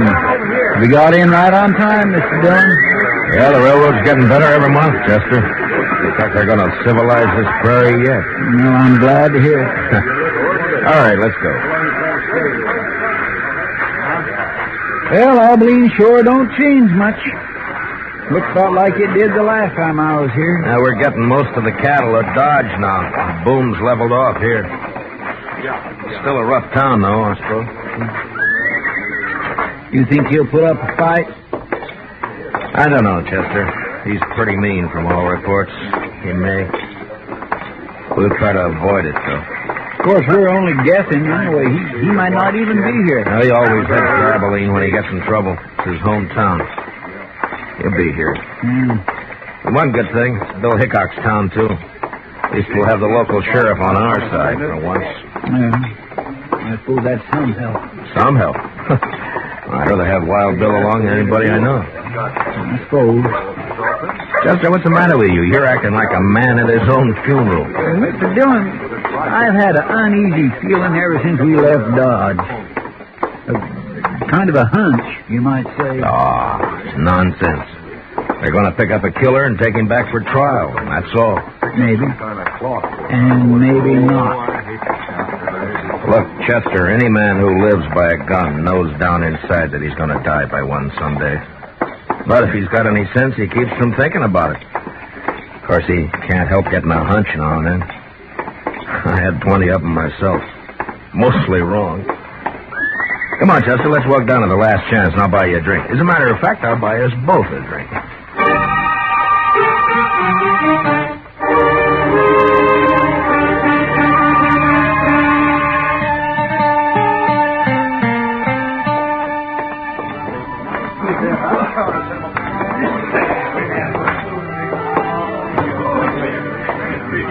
What'll you have, boys? Rye for me. Yes, sir. You can make mine the same. A bottle of rye and a couple of glasses. Quite a crowd in here for this time of day. Yeah. I've been looking around for Wild Bill, but I don't see him. Suppose the Daggett kid might be in here, Mr. Dillon? Well, he spent most of his time hanging around the saloons while he was in Dodge. Here you are, boys. Drink up. Thank you. Oh, by the way, bartender, do you happen to know a kid around town by the name of... Who, mister? What? Oh, never mind. Well, he's here, Chester. Down there at the end of the bar.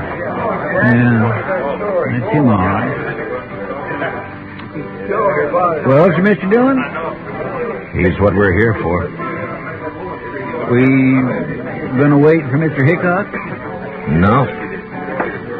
Come up on his left side, Chester, and watch his gun handle. Yes, sir, Mr. Dillon. The funniest sight you ever seen. Both knocked that scrawny hound dog end over end. First shot fired. Caught him right in the back of the...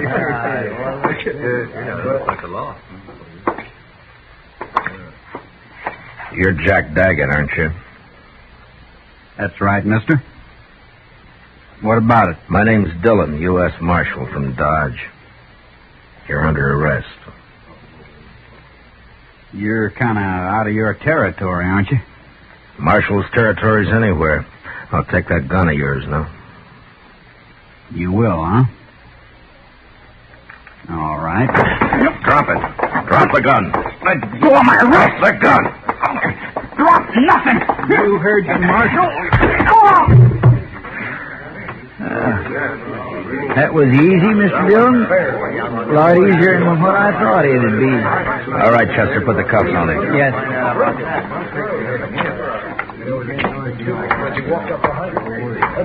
Seems to me your partner acted a little high-handed there, Marshal. It does, huh? Now, he had no call to slug that boy in the head that way. Would you rather I'd have put a bullet in his belly? Chester saved his life, that's all. He was drawing on me. Well, now, if you'd come around and seen me before you started anything, you wouldn't have had this trouble. My name is Rourke. I'm the town constable here. I see. Young Jack here told me all about that shooting out in Dodge. Said they ganged up on him in a poker game, tried to cheat him. Forced him to shoot his way out. That's a good story. It's too bad it didn't happen that way. All right, Chester, let's get him on his feet and go find the sheriff. I reckon you won't be finding him, Marshal. Why not? Hickok's up at Topeka. Won't be back for a week or 10 days. Meantime, I'm the law in Abilene. And I got a favor to ask from you. I'd like to use one of your jail cells until 9 o'clock. That's when the next train leaves for Dodge. I'm sorry, Marshal. I got no authority to do anything like that. What difference does that make? If Wild Bill were here, he'd let me do it. But Wild Bill ain't here. I see. A lot of us folks here like to run our own town. We don't like outsiders coming in and taking over. 4 hours till that train leaves, Marshal. I think you're going to find 4 hours is a long time. Meaning? This young fella you arrested has got a couple of older brothers. The Daggett boys. You probably never heard of them, but you're going to. They're not going to like this. I don't care much what they like. Maybe they'll teach you to care when they hear about this. And they'll hear. Like I said, 4 hours is a long time. Look, I want you to get this straight. I came here to arrest the killer and take him back to Dodge to stand trial. I got him under arrest now, and I'm going to take him back. Maybe. All right, Chester, let's get him out of here. Get hold of his other arm there. Lift him up. Yes, sir. Get him out if you want. Mr. Dillon? What is it, Chester?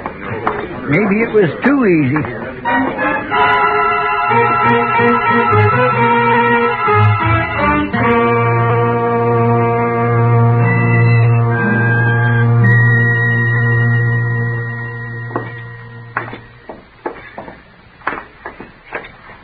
Yes, gentlemen. What can I do for you? We'd like to get a room, please. Well, I have a very nice one right at the head of the stairs. If you'd care to look at it. That won't be necessary. We'll only need it for about 4 hours until the train leaves for Dodge. Mm-hmm. Well, if you just sign the register here. Thank you. Your friend seems to have suffered quite an injury. Yes, sir. He bumped his head. Oh, really? Well, it's certainly a bad cut just to have had. Boy, that's one of the Daggett boys. Young Jack Daggett. Yeah, that's right.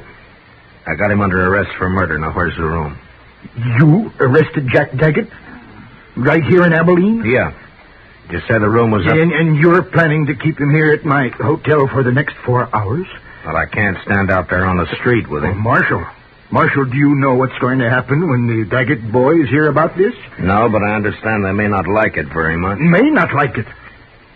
I'm sorry, sir, but you cannot stay here. I will not let my hotel be made the scene of a bloody massacre. Now, just a minute, mister. You've rented me a room. I've signed the register, and I've got the key. I'm going to use that room until 9 o'clock, whether you like it or not. It's the second door at the top of the stairs. Thank you. Come on, Daggett. Move. You heard him, son. Come on. Take your hands off. There's just one thing, sir. Yeah. It's not a question of your honesty, you understand, but in view of the circumstances, I wonder if you'd mind paying in advance.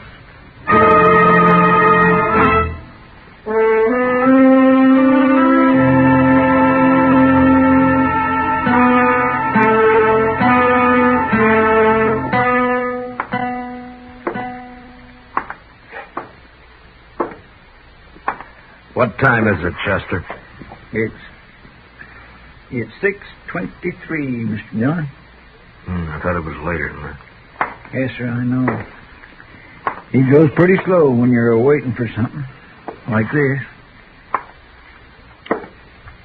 I swear I wished it was 9 o'clock. I wished we were leaving on that train right now. You're not leaving on no train. Not alive. You got a one-track mind, Daggett. So have my brothers, Dillon. What they think about all the time is hands off the Daggets. That goes for you or anybody else. Reckon we ought to stuff a pillow in his mouth, Mr. Dillon? Might not be a bad idea. You won't think it's funny when they come around. But maybe they won't come around. Maybe they decided... Cover the door from the other side, Chester. Yes, sir.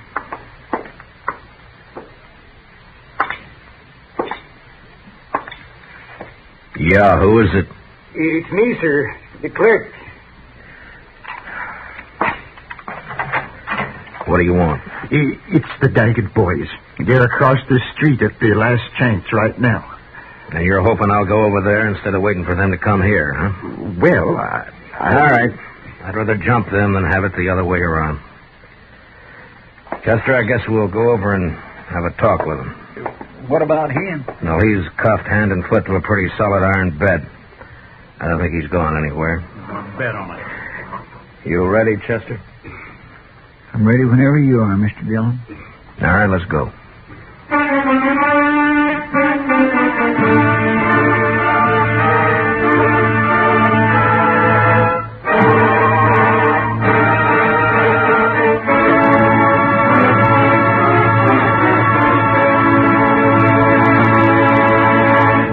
We will return for the second act of Gunsmoke in just a moment. But first, this Monday night at most of these same stations, be sure to be with us when Lux Radio Theater raises the curtain on its full-hour adaptation of the exciting screenplay Phone Call from a Stranger. Shelley Winters and Gary Merrill recreate their original screen roles in this dramatic thriller about the experiences of a lone survivor of an airplane crash and bring the tragic news to families of the victims. Remember, it's on Lux Radio Theater this Monday night on CBS Radio. Now for the second act of Gunsmoke.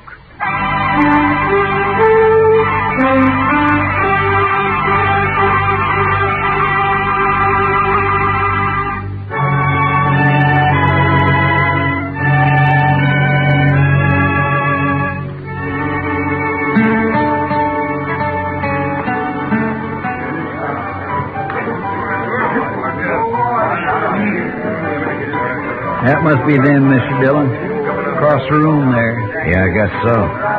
They look a lot like Jack. And they look mad. There's quite a crowd around them. Well, Chester, the only way to get it over is to get it started. Yes, sir. How will we do it, Mr. Dillon? I haven't got a plan, Chester. Face them down, that's all. Yes, sir.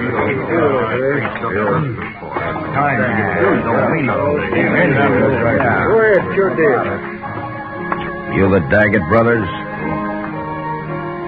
What if we are? This is him, Jim. This is a fellow. Shut up, Rourke. You've been glad enough to stay out of this so far. Stay out of it now. My name's Dillon, United States Marshal from Dodge City. I got your brother Jack under arrest for murder. You probably heard about it. Yeah, rumors got around. I'm taking him out of here on the 9 o'clock train. He's going back to Dodge to stand trial. My guess is he's going to hang. Now, the point is, what are you going to do about it? Why didn't you wait? We'd have looked you up. You didn't answer my question. Still 2 hours and a half till 9 o'clock. I reckon we got plenty of time yet. We'll wait. Why wait? What's the matter with now? Would rather wait. Maybe you're trying to pick up some helpers among this bunch of hangers-on, huh? Well, look at them. Each one trying to sneak behind the man next to him. If you're counting on any help there, you better forget it. You're pushing your luck, Dillon. I don't think so. You boys are full of talk, and that's all. You never even intended to start anything. You're a dirty liar. We're going to do plenty. Now, don't you move, either one of you. You covering my back, Chester? Yes, sir. All right. I'll take that gun. Thank you.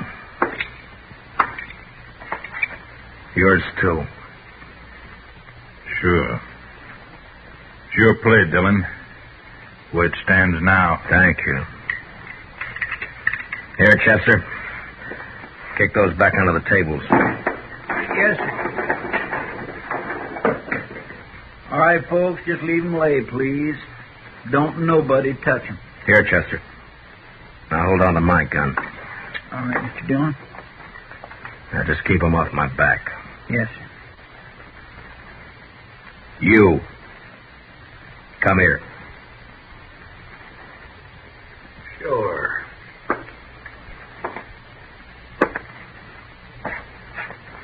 You called me a liar, didn't you? Yeah. Boy, you cheat, tin whore. You are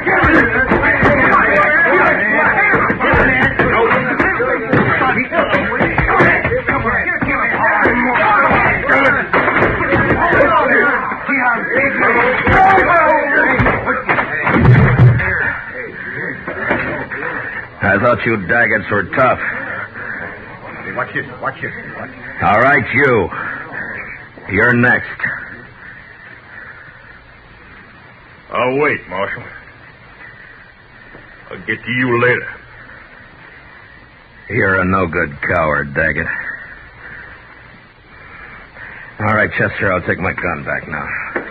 Here you are, sir. Thank you.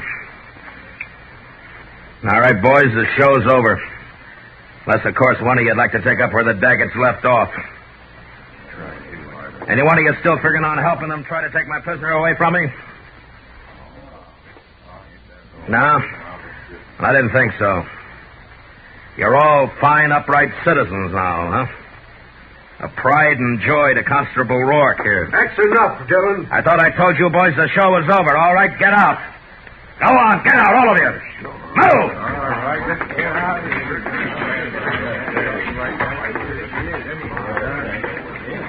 Marshal, I'd say you overreached yourself there. Stepped past the limits of your authority. How I enforce the law is my own business. I do things my own way. The way it'll get you killed someday. Maybe. I have to live in this town, Dillon. You don't know these Daggett brothers. If you cross them, you're through. I've seen it happen. Come on, Chester, let's go. All right, Mr. Dillon.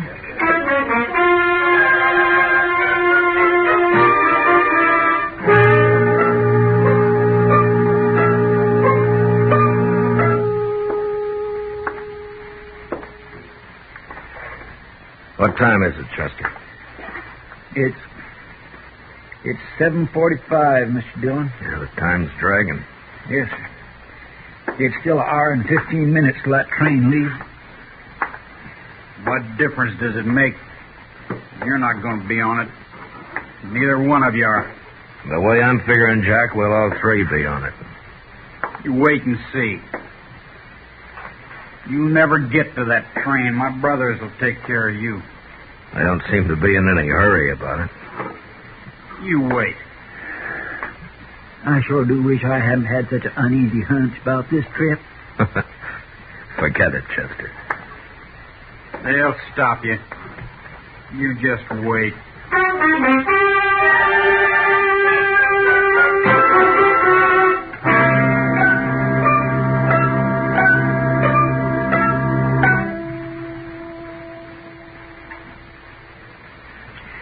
It's only 8:15. Mr. Dillon seems to be going slower all the time. Adds up, though. Won't be much longer now. 45 minutes, if the train's on time. And if we're lucky enough to get on it. Chester, you're wearing yourself out. Why don't you sit down and relax, huh? I just can't seem to set my mind to it, Mr. Dillon. No Daggett will ever leave this town wearing handcuffs as long as the other two are alive. Well, I'd think that's up to them, Jack. Sure. And they'll take care of it, too. I swear and declare, Mr. Dillon, I almost wish they would try something and get it over with. The waiting's always the worst part, Chester. You find out what the worst part is. I could slug him, Mr. Dillon. No, let him talk. Let him talk, Chester. He's only got a few more weeks to do it in. They'll never hang me. I'll never even stand trial. You wait and see.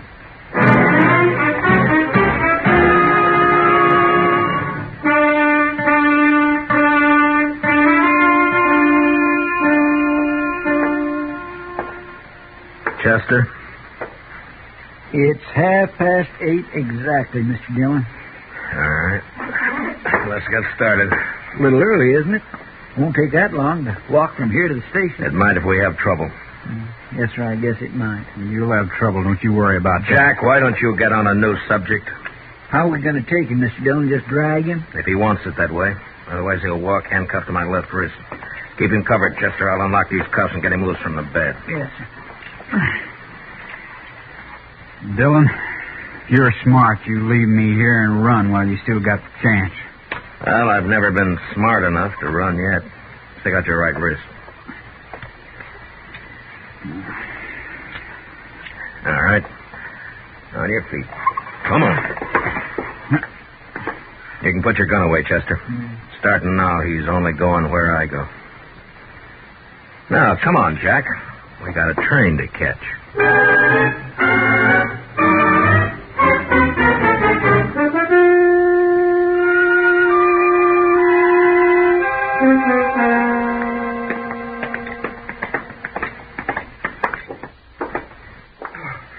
Thank heaven, gentlemen, you're leaving. Yeah, we're leaving.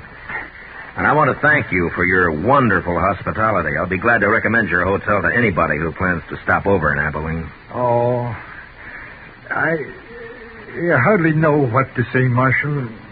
You simply don't understand. You don't know these Daggett brothers. No offense personally, Jack. I have to live in this town, and I... Come on, Jack. You boys must run quite a bluff. You got everybody in town jumping sideways. You'd be smart if you did, Dillon. Good luck, gentlemen. Best of luck to all of you. All of us. Well, that's hedging his bet. But there, Mr. Dillon, not a soul on the street. Quiet as a graveyard. Yeah. And they're going to make a play, Chester, somewhere between here and the depot. We can count on that. Yes, sir, I kind of figured they would. Especially after getting beat up over there at the saloon. Well, they would have anyway. And jumping them like that did one good thing. It scared the pack off. At least we only have to worry about the Daggets, and not a mob. You think it's a mob? Shut up. Now, from here on, you keep your mouth shut. If you don't, so help me, I'll slug you and drag you to the depot. All right, now let's go.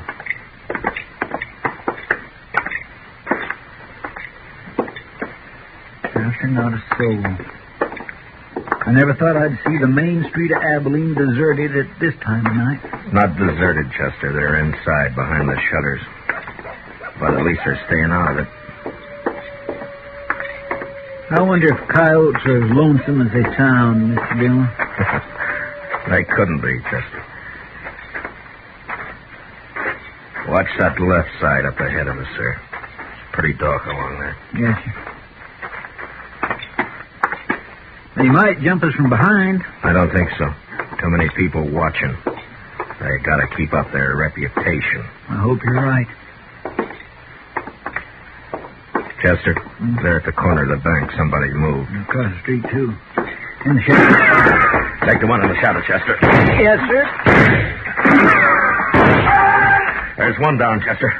The other one's still there in the shadows. Get him if you can. Jack here's going in my aim. I'll run more. Good for you, Mr. Dillon. You ought to slugged him sooner. I didn't slug him, Chester. He caught a bullet that was meant for me. Shot by one of his own brothers. Here, let me unlock those handcuffs, Mr. Dillon. No time. Here, I'll get him up on my shoulder. All right, let's move in. Now keep firing. Yes.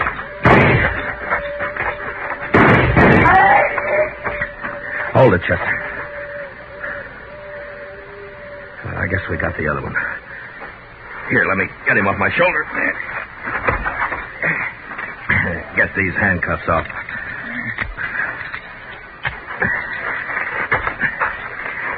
Well, there's our prisoner, Jack Daggett. Wanted for murder, killed by his own brother. Let's take a look at the others.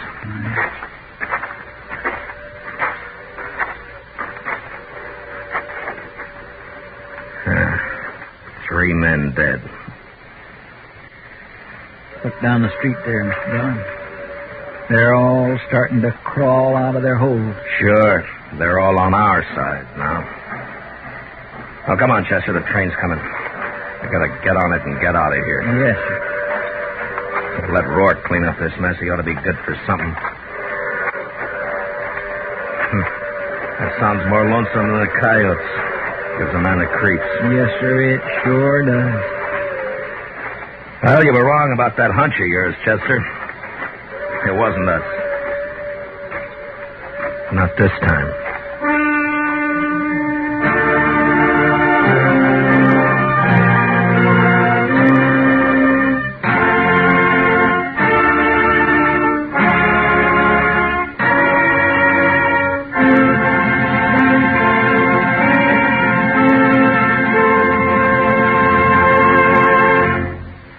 Gunsmoke, under the direction of Norman MacDonald, stars William Conrad as Matt Dillon, U.S. Marshal. Tonight's story was specially written for Gunsmoke by Les Crutchfield, with music composed and conducted by Rex Corey.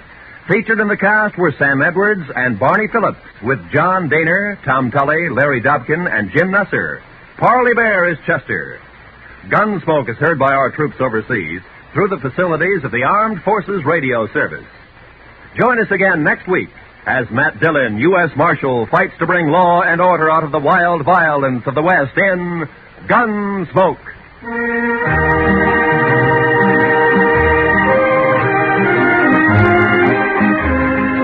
Tomorrow night, Lionel Barrymore and your Hallmark Playhouse invite you to enjoy another Hollywood cast bringing you another drama in the tradition of this fine program. Every week, your Hallmark Playhouse features Lionel Barrymore as host. Frequently, Mr. Barrymore stars as well. Historic dramas, stories about the human side of patriots, presidents, pioneers, and adaptations from literature. Enjoy them on Hallmark Playhouse over most of these same stations, presented by CBS Radio.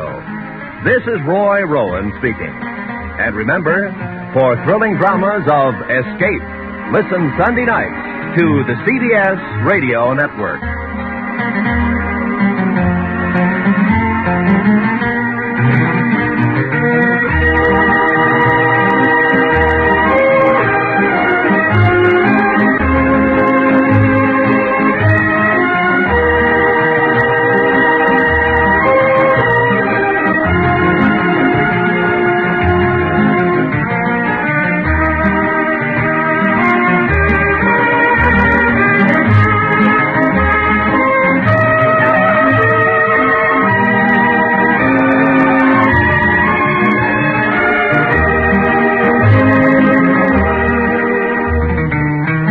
Thanks for listening to HOJO Radio.